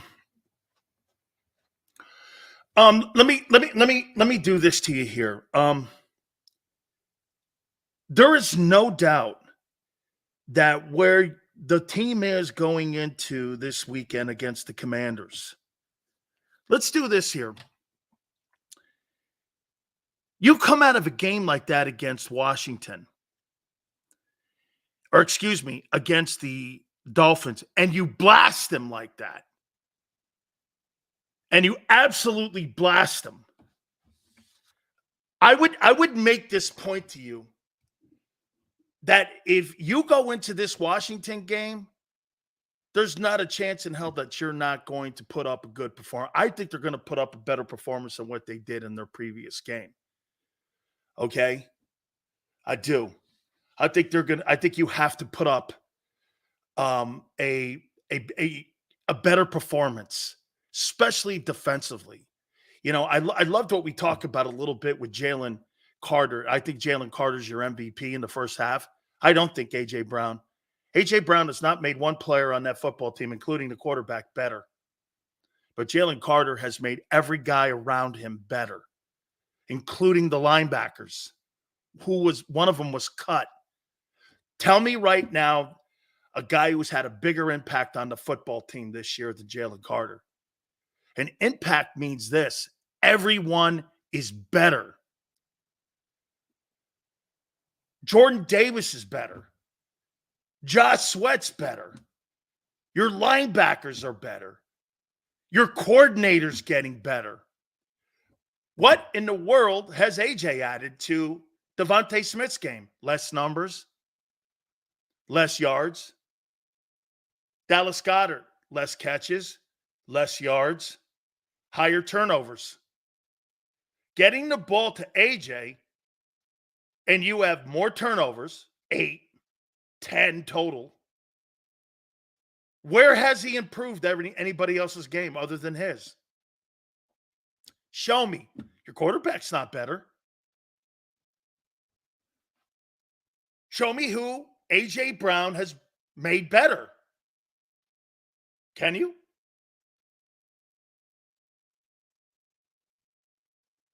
Wait a minute. Mara says I'm reaching. Has these massive impact numbers of A.J. Brown made your offense better? Yes or no? Your red zone sucks, and you have the quarterback with 10 turnovers. And every other guy is having an off year. How is that reaching?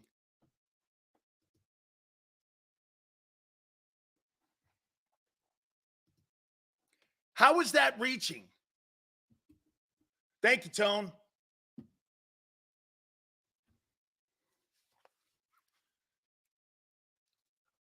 Who's benefiting from A.J. Brown's season so far as a player?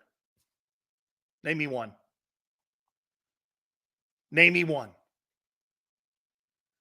Your unit on defense is getting better because of Jalen Carter. He's impacted your run defense to a point where you're tops in the league. Not even Hardgrave could do that. How could Jalen have benefited from A.J. Brown when he's got 8 picks and 10 turnovers? How's that benefiting him? Steve goes like, okay, Steve. Then tell me who's gotten better. Devontae Smith has gotten better. He's on pace for 800 yards and 20 less catches.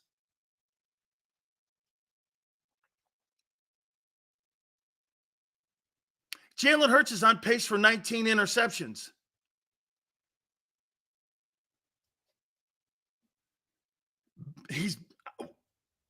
What you're saying is untrue. What I'm saying is Jalen Carter has impacted an entire defensive unit. He's infected the entire team on that side of the ball. Tell you what, you take Jalen Carter off that defense, you're in trouble the rest of the year. You're not going to get internal pressure with Milton Williams and Jordan Davis. And you're not going to have the run stopper in there that you have with Jalen and Jordan. Jordan's also benefited from having him. That he hasn't.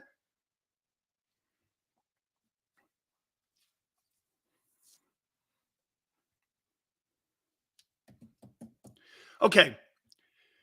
Once again, who in the world is benefiting from A.J. Brown as a player in that huddle? Curious to tell me who. Tell me who's benefiting. You got more hits on the quarterback. Lane even gave up a sack for the first time in 3 years. You're down at the bottom in red zone. High in turnovers. Swift is benefiting from AJ. So you think Swift is benefiting from AJ and not Swift benefiting from the O-line? Huh. Interesting take.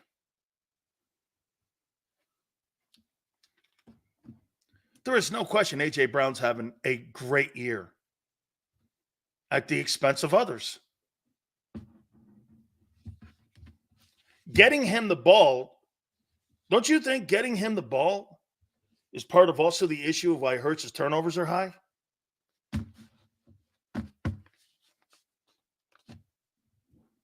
Could it be?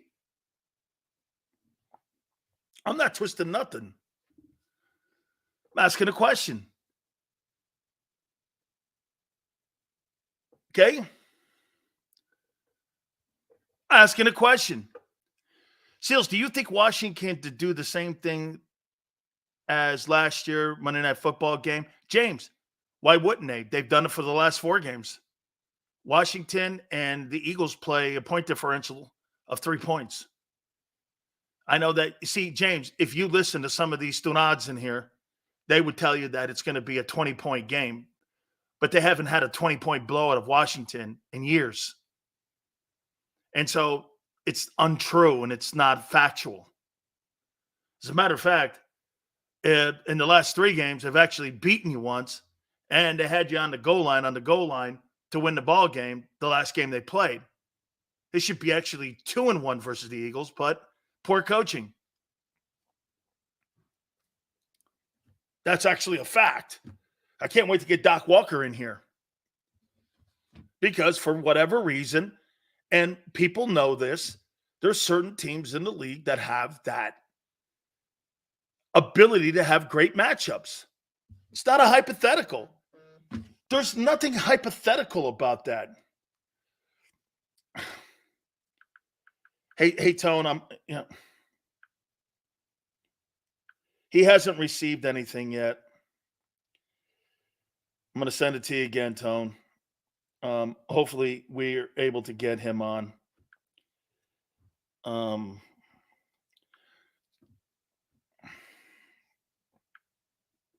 Excuse me, guys. I appreciate it very much. Sorry about doing this on the site. Yeah. Sorry about doing this on the fly here. There we go.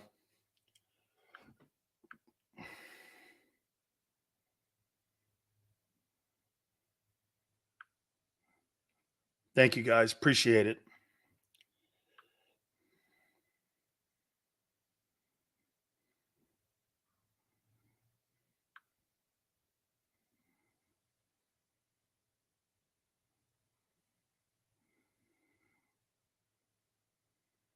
Hate doing this. Very good. All right. Washington, the last 4 have been close. Have been absolutely close. So, I mean, make no mistake about it. This game, in my opinion, this weekend will be close because of what they have. And look, I really don't even know what they have as a team. One week I watch them, they look good. Another week I watch them, and again, they're just so up and down. Now, maybe again, it's the quarterback. Okay? Maybe it's the quarterback here with this. Okay? So, without a doubt here, I think this game is going to be an interesting game to see who Washington really is. And if the Eagles play down to their competition here. Look, I'm going to say it one more time. I do not believe that this is going to be a blowout here. I think this game is going to be a close football game. I think this football game is going to tell us a lot about, the Eagles as they go forward here, because this is a kind of game that San Francisco lost last night. Okay? That's the kind of game that you have to win. Okay? That's a game you have to win. So we're waiting for Doc Walker here from the broadcast team of the Washington Commanders. He's a good friend of ours, and we're waiting for him. Until then, what we're going to do here is we're going to go into something that I turned in for the NFL Honors, and that is the Coach of the Year Award. And I gave them my halfway point number in what I thought the coaches have done the best job of coaching so far as we go into the midway point of the season. These are my 10 coaches that I have put out there that, for me, I think have done the best job so far. Now, look, do I think these numbers can end up changing? I do think these guys can end up changing, and I do believe that if you're looking at the kind of coaching that they've done this year, I would say this to you, that I think these 10 guys have really done a super job. All right, let's do it and start it at 10. I think the guy in Cleveland has done an absolutely sensational job. Having to deal with the whole Deshaun Watson situation and all that, I just can't for the life of me understand where Deshaun Watson is in this entire process. And I got Kevin Stefanski down here at 10. I think he's really done a great job. I think he's done a wonderful job at winning ball games. And if they can get that quarterback position figured out, the Browns are going to be a contender in the AFC. At number 9, I got Doug Peterson here. Kind of a rocky start out of the gate. I do think that Doug and the Jags are finding themselves now at 5-2. I think he's done a hell of a job. Okay? And I do believe he has, I really think, done a spectacular job when it comes to coaching that Jaguars team. At 8, I got John Harbaugh on my vote for the NFL Honors Coach of the Year from the Ravens. I think he's done a spectacular job. That Ravens team looks awful good. I got Mike Tomlin at 4-2 at number 7 for Coach of the Year. I got Kyle Shanahan at 6. I got Nick Sirianni at 5. Robert Saleh at 4 with Jets. DeMeco Ryans has done a spectacular job with that Texans team. I got him 3. Mike McDaniel, I've got at 2, and Dan Campbell at 1. I got Sirianni at 5. All right. All that being said, there's something about the Commanders in the Eagle game. And the last 4 games, point differentials, 3 points. Why? Only guy I know to ask that question to is my friend, Doc Walker, part of the broadcast team, Super Bowl champion, dear friend of mine. How you doing, big man? I'm good, brother. How you doing? All right, you tell me this. Why is it so, Doc, that you see a team like Washington, and I got the numbers here from the last game. I mean, nothing spectacular. 26 first downs to 21 of the Eagles. 74 plays to 67. They had more plays than Philly. Not great in total yards, 365 to 415. I mean, they outrushed them by 3 yards, 107, 104. Every year, the last 4 games, it's been a 3-point differential. I know it's NFC East, but what else is a determining factor why this game is always close? I think you nailed it. It's NFC East. It's like there was, it could be a crappy game. It could be a crappy game, but it's going to be like the Giant game. Maybe ugly, but it'll probably be close. Familiarity. Everybody knows what's at stake. The birds will travel down here. Everybody travels. Everybody's plays well. That's why I love it. I love it because it's twice a year. And so in this on the second one, I know the Eagles are still putting their thing together. Clearly, maybe the most talented team in the NFC. But on any given Sunday, you just got to go out there and lay it on the line. And Washington right now is wounded.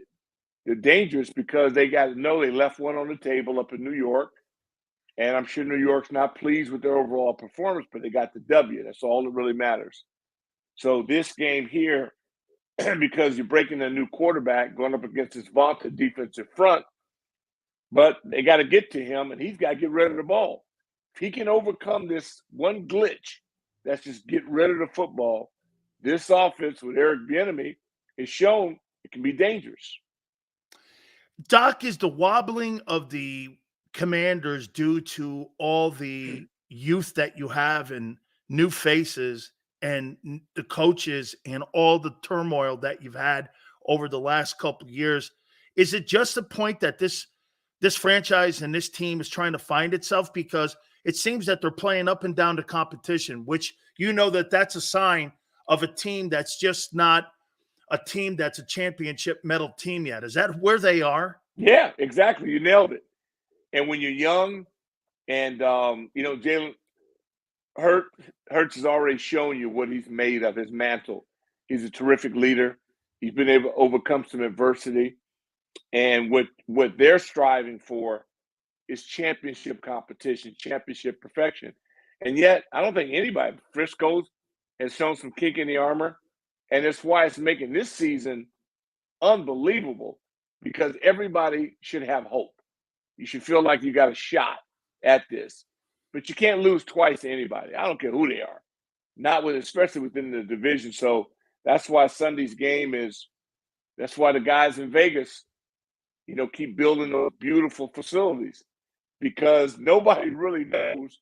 And you got to put your money where your mouth is. And so I wish I could tell you. They've had some problems on the offensive line.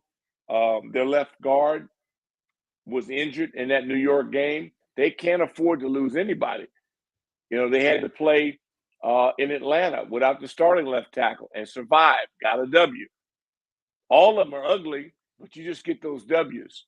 So I wish I could tell you, I'm hopeful that the disappointment of losing to New York will empower these guys. They had an angry locker room, as you should be in this league when you lose. But talk is cheap. We got to find out if these guys are going to be able to not dig themselves in a hole. It's hard to, third and long. It's not fun in this league. You made a living off third and long. It's not what you want. Offensively, we want to be in third and short. We want to be in third and manageable. That hasn't been their luck so far. Is Ron Rivera the right guy? Well, his record will dictate all of that. I don't judge them. I judge their results. They say a lot of the right things, but their results don't match what they say.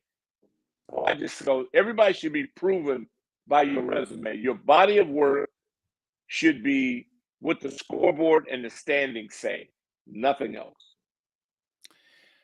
Do you think he made a mistake by not going for it when it was on the goal line last game in Philadelphia? Did you think that he's had Monday morning quarterback, Doc? Yeah, well, we're all right. Right. Monday morning quarterback. Do you think he thinks that over again? Yeah, we're all fat. Well, he had a reputation in his past, and he's the guy who verbalized it, that on the road you go, you don't at home, but they didn't do it. So momentum, the Nittany Lion had just scored. I think you had the Eagles you had them on their heels. Oh, yes. Because they're going, wow. And maybe, but everybody sounds great after the fact. They didn't do it. They extended. They went to overtime, and, the better team was able to prevail. But what is real is that if I can spar with the champ and come out of there, I walk out of the ring, I'm not carried out of the ring, that's encouraging. I think anybody that survives the Eagles, you got to say to yourself, that's how we measure yourself. Now you go and you wet the bed up against New York, against the Giants. They're nowhere near the class of the Eagles, but it's what happened. I don't like the up and down. I'd rather you be bad every week, and then we just start getting rid of people, start getting draft capital. You know that. Can't do that here because they're teasing you, and they have no idea. I don't know who they are. That's the problem. They don't know who they are. If they did, I'm sure they'd bring that group out and try to get some performance to it. It's where we are, and they're not alone. Yeah. Maybe there's 12 teams in the league right now in a very similar situation. The impact that Eric Bieniemy has had on the Commanders has been what? It's been positive. I thought that was their worst performance offensively because, I like Wink, because he tells you, we're coming. He ain't hiding anything.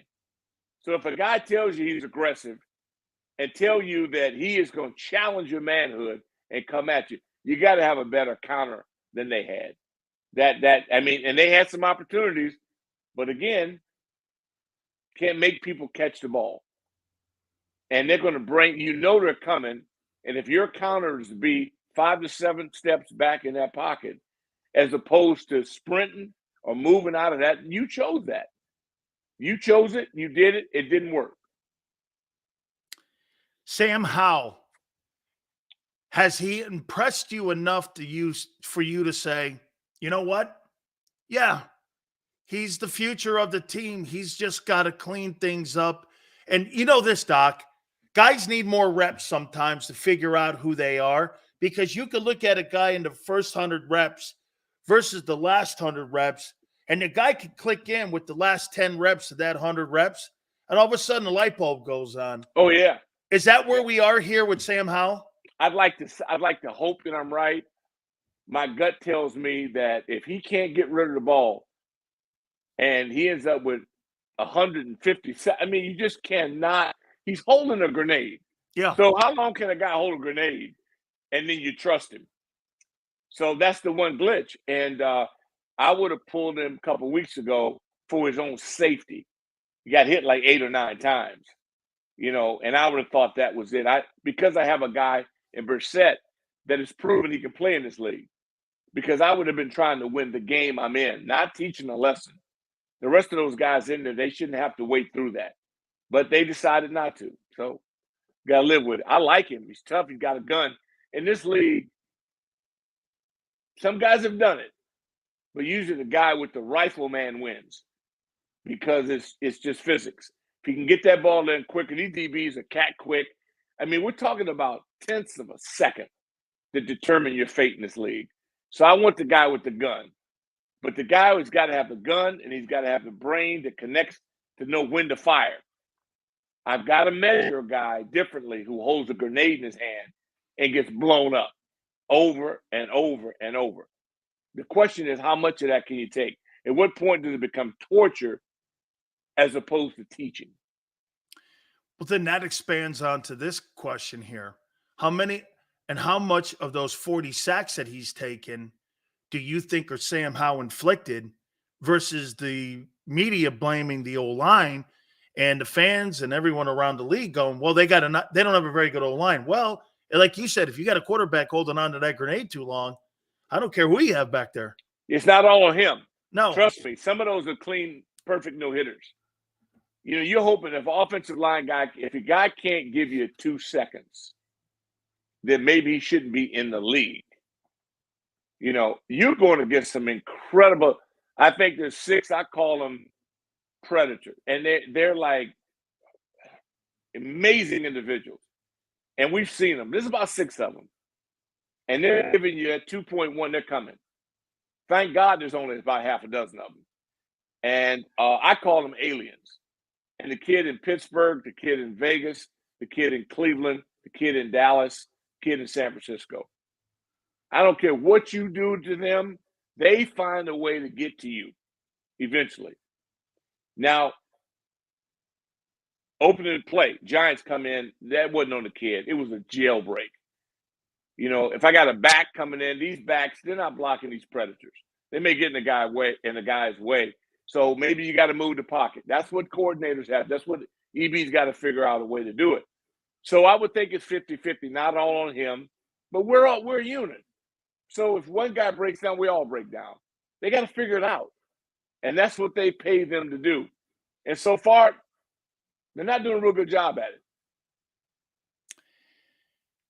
The owners, I had Theismann on 2 weeks ago, Yeah. and he likes this guy, and I'm wondering how you're feeling being part of that organization's legendary history with Josh Harris taking over and the environment and what it is. And by the way, Doc, I'm not looking here to throw shade on any previous owner. I'm asking you moving forward in the front window. A+ on everything, but I'm a guy in season. I need boots on the ground in the building talking football. I don't care about stadiums. I don't care.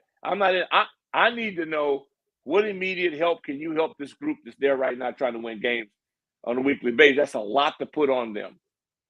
And they're doing a hell of a job. But I guarantee you right now, they're boiling because they've gotten 3-4 sellouts there. They've done their job. There are butts in those seats. But if they keep performing the way they're performing now, that may be a quick exodus because people are in a horrible mood.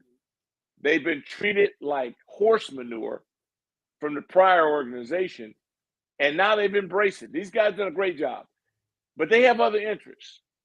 And what I'm looking for is who's going to be responsible for the day-to-day here. And that's what I think they've got to implement in helping. Everybody got to be about helping. They have enough talent to win, Dan. If they didn't have enough talent, they stick a fork in them. They have enough talent to get the job done. The question is, when are they going to do it? You know, Doc, I think sometimes our younger viewers and our younger audience and people don't realize what you just said, other options. That's not Washington Redskins / Commander fans that I played against, that I know. The people that, RFK used to rock like you were on a skateboard, and those fans, some of the greatest fans in the history of the United States, are in hibernation. I get it, because back then you guys spoiled them. You won so much that, get this, a 12-4 season was a shitty season for the Washington Redskins Commanders if you guys didn't get to a Super Bowl. It was such a high level of play with Bobby Beathard in the building and actually Coach Gibbs and all them guys and Joe Bugle and all that. Do you think you ever get back to having that kind of franchise? Look, the Dolphins, Doc, they're going through that. Back, when you and I were younger, the Dolphins were the gold standard of the NFL. Yeah. Who would have ever thought, Doc, in our lifetime, we'd be saying this? Are the Bengals a better franchise than the Dolphins? I'd have to pinch myself on that. Well, and that's what we're seeing again. And what Tua and company have done there, it's all three phases of it. And showing you the balance in this league that nobody's perfect. But the momentum is back there. It's just like the U. The U is back. The momentum is back there. They stubbed their toe 2 weeks ago, but to come back in that. And so I know all you guys are really excited because you can sense that they're headed back in the right direction. All we want is those memories of the past to be rekindled again. I love when the Dolphins get together. As soon as the Eagles and the Niners lost, those guys got back together again. And they're the only group that's ever been perfect. They're the only group. And every time I see those guys, they got a little salt and pepper going right now in the beards. But, man, I love seeing those dudes together as a unit. They've lost some. We're all losing some guys. But that, to me, means something. Tradition matters. We want people to care.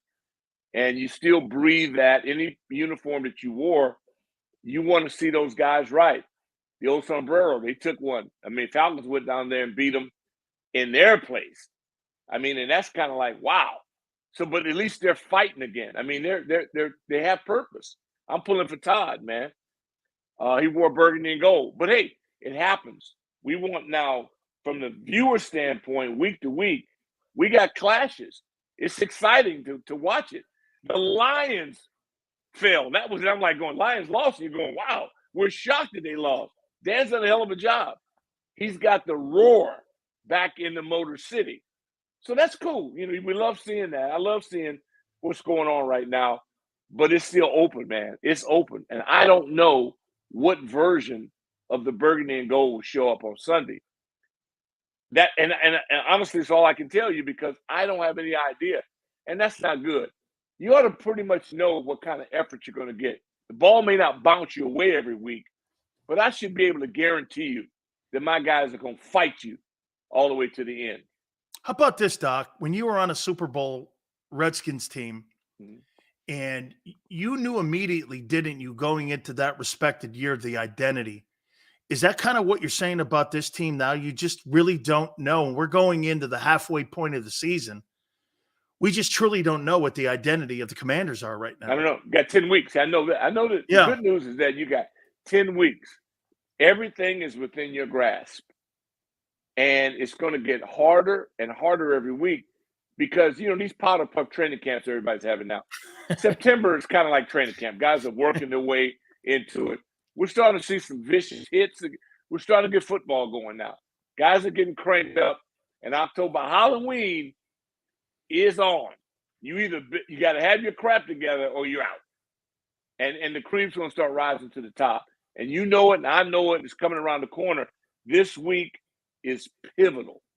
It really is. And I know with the Eagles, their aspirations are really high, and that's what you want. You want to play the best and measure yourself. They may have been disappointed, the fact that they went to overtime.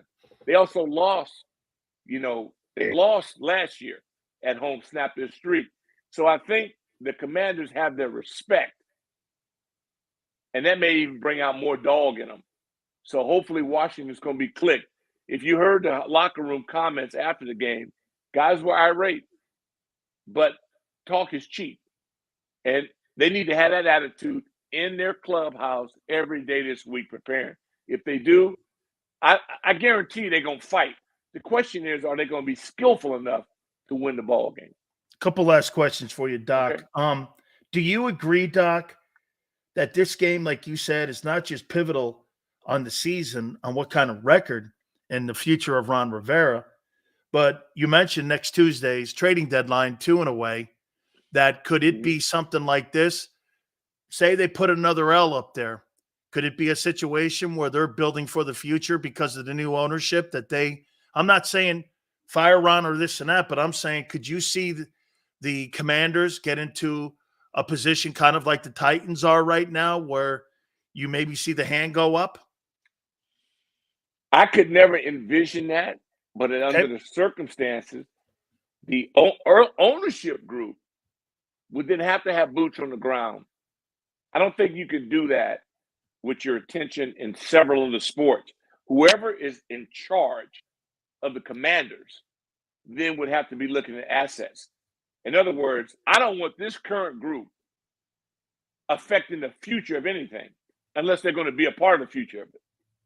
That's my point. I want their focus on winning week to week.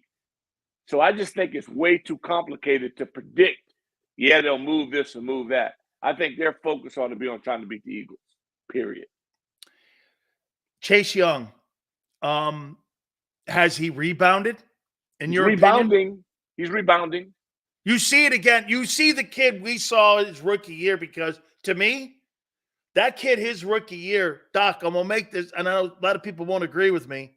That kid is more talented than the kid in Dallas, Micah Parsons, when healthy. And when his rookie year, that kid was a force.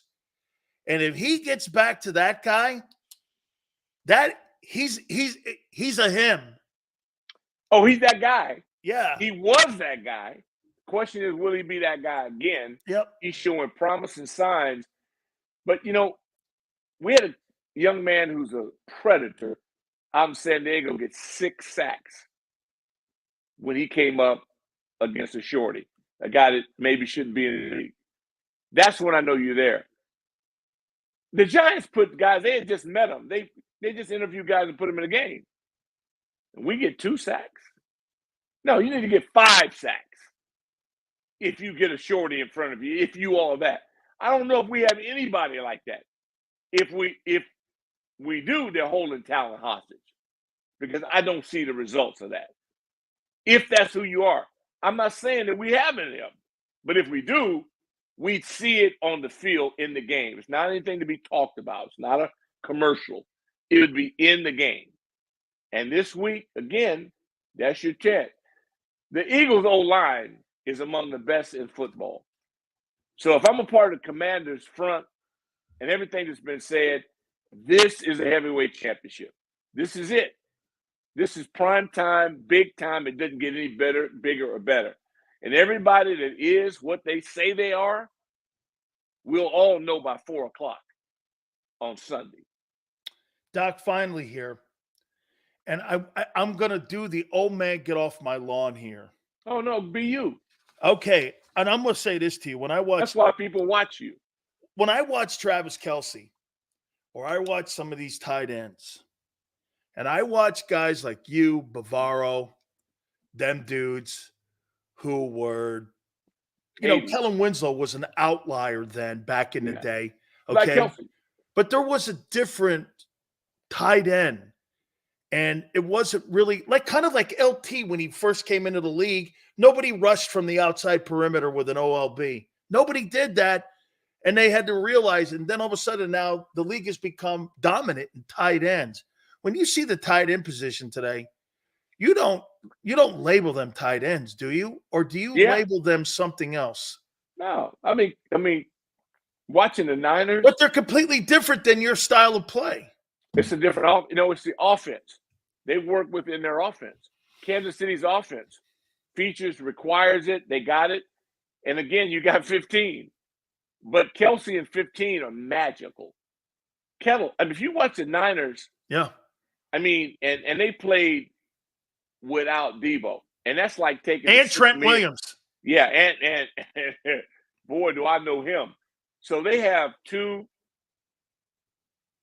predator type talents that they played without. But the Niners and what they've done at that position, there's some guys that are just unusual, and they play within their offense well, and they block for receivers downfield. They block at the point of attack, but they make plays in the air game. And that option route running that Kelce does, he's a Hall of Fame talent, and he's on full display.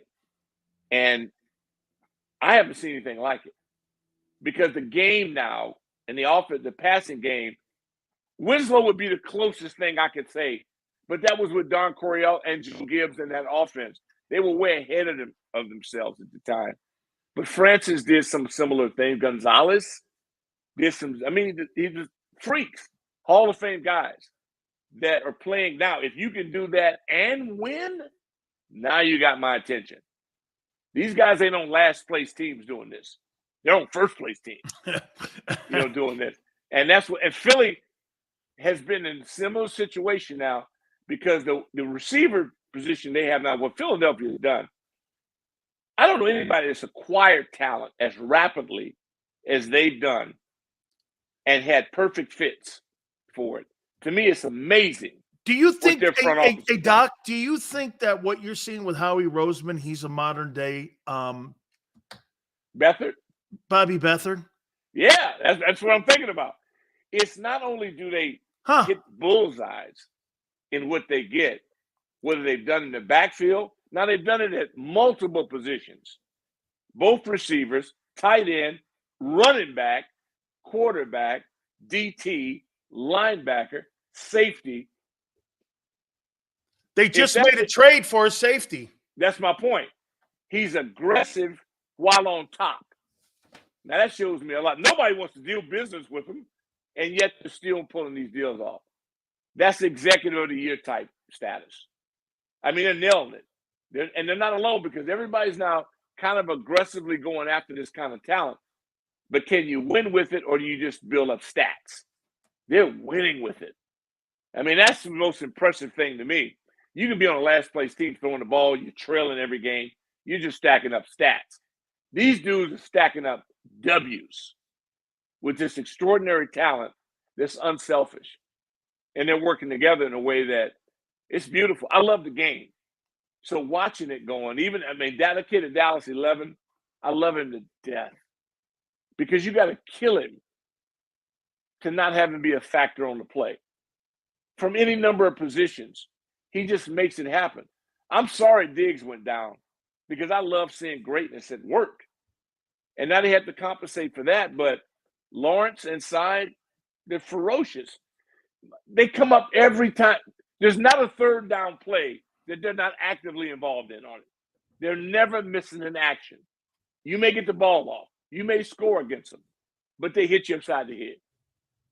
They're never no-shows.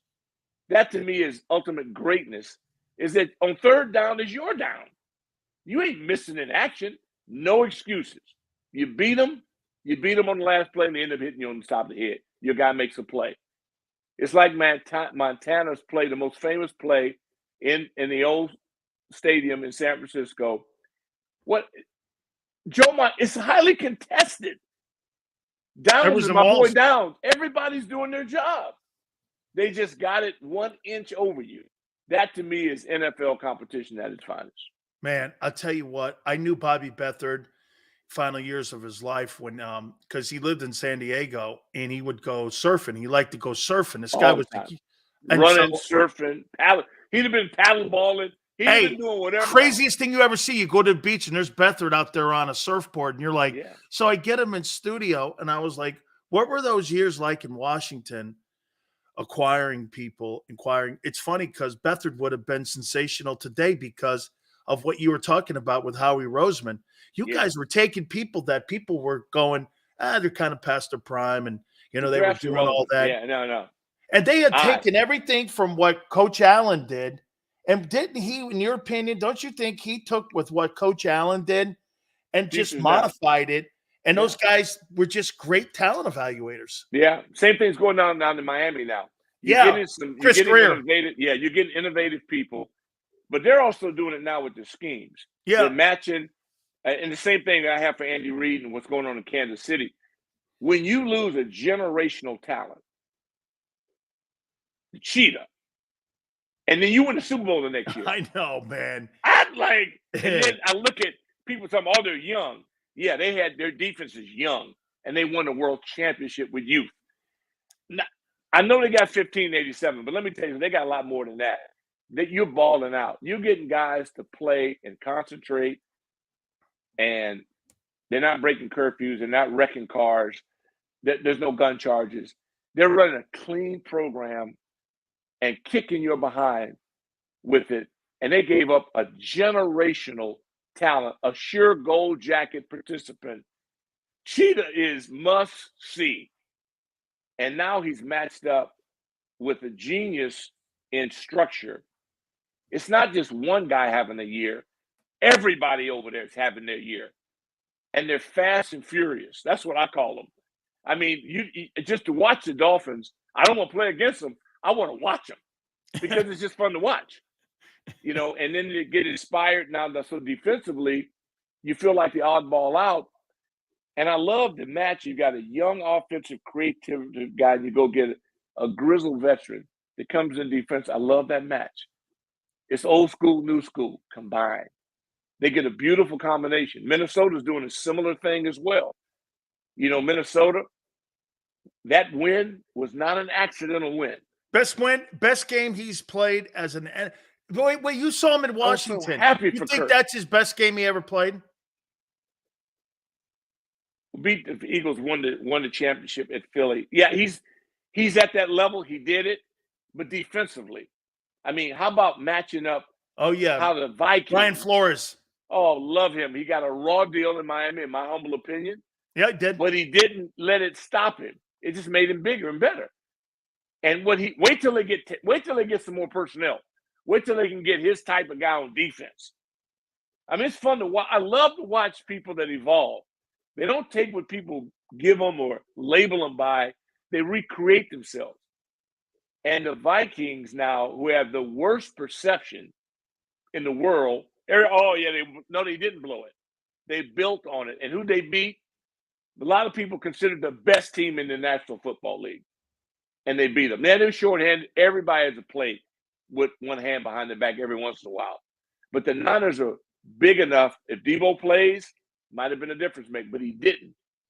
But the Niners, I just love we got guys now that are innovative, young guys, older guys, and it's a beautiful blend.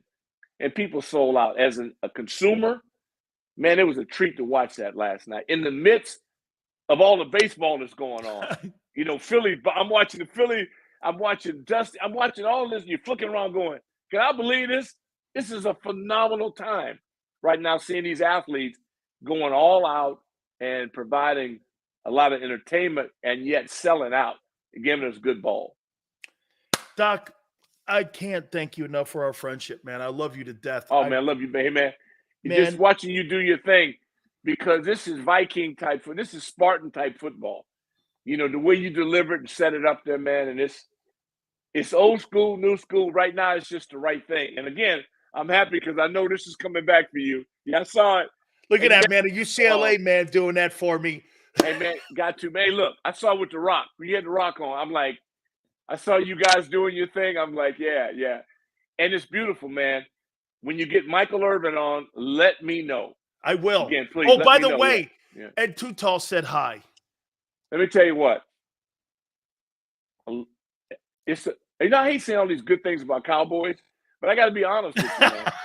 Hey, don't worry. The folks in Philly, man, they're with you on this. But I told them this. I go, Ed and I and my wife, we love Too Tall. He is the quietest, he's the nicest. Let me tell you man you've ever met in your life. I'm getting Doc on today. He goes, you make sure you tell that man I said hi. That dude was frightening. Most underrated player, Cowboy history. No question. Get in the stance to look at Dave Butts as I did in Cincinnati and to see him. And when he's your assignment, the things that go through your mind, he's the biggest human being, him and Dave Butts. Yeah. And to play with Dave, played against Dave, but Too Tall.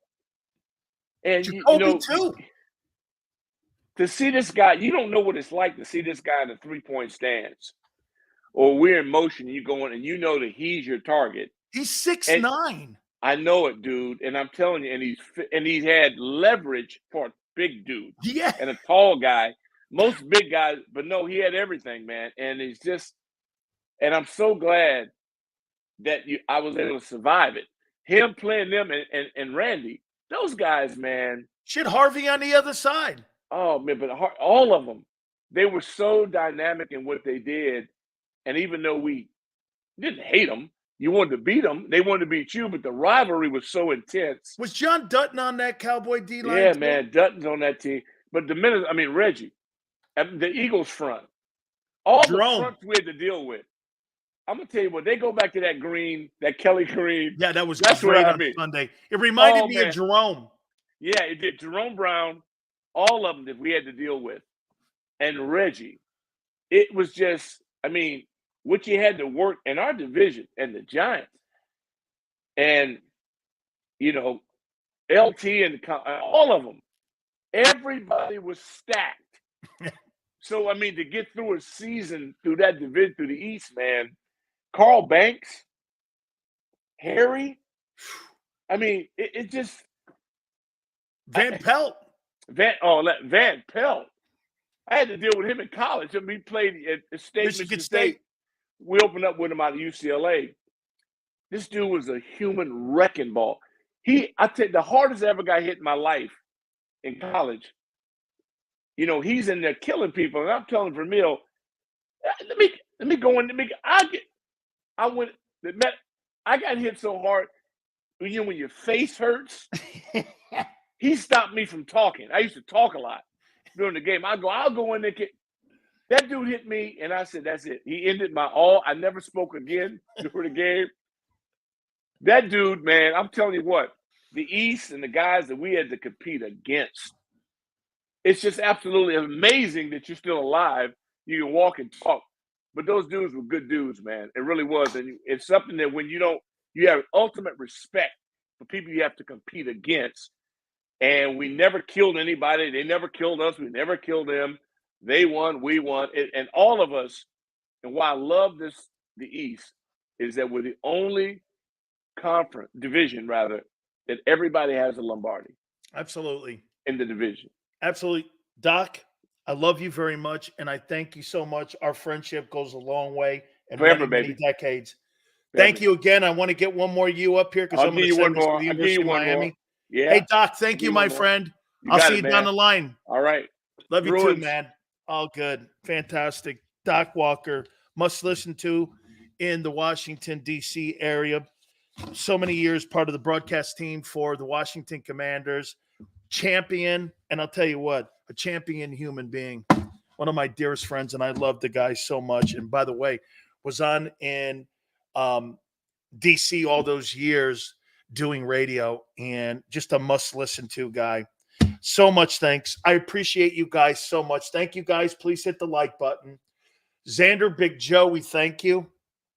Tone, dude, you're killing it, man. The segment's becoming something. We annihilated things yesterday, man. Good job there, Tone, breaking some stories yesterday with us. We will catch you tomorrow going 2 to 6, and we shall see you on the flip side.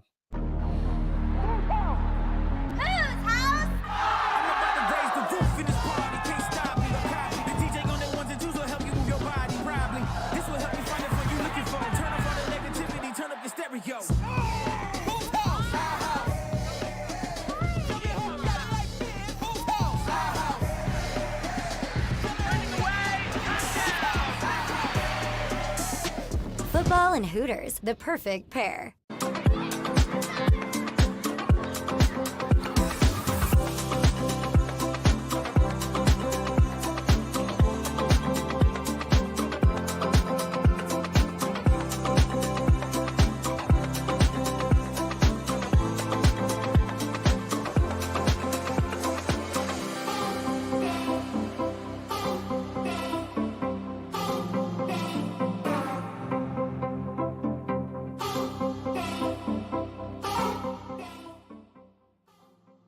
If you own a company and you're not producing a podcast, you're missing out. The public consumes messaging when they're ready. Join the professional podcast network of companies and let JAKIB Media Partners put you in the podcast arena. Come to our professional studio, or we'll come to your place of business and professionally produce your company podcast. Call JAKIB Media right now at 267-261-3428. 267-261-3428. My name is Dr. Bruce Grossinger, and I'm the medical director of Philadelphia PRP and Stem Cell Institute. I'm reaching out to those who suffer from spine and joint pain. We use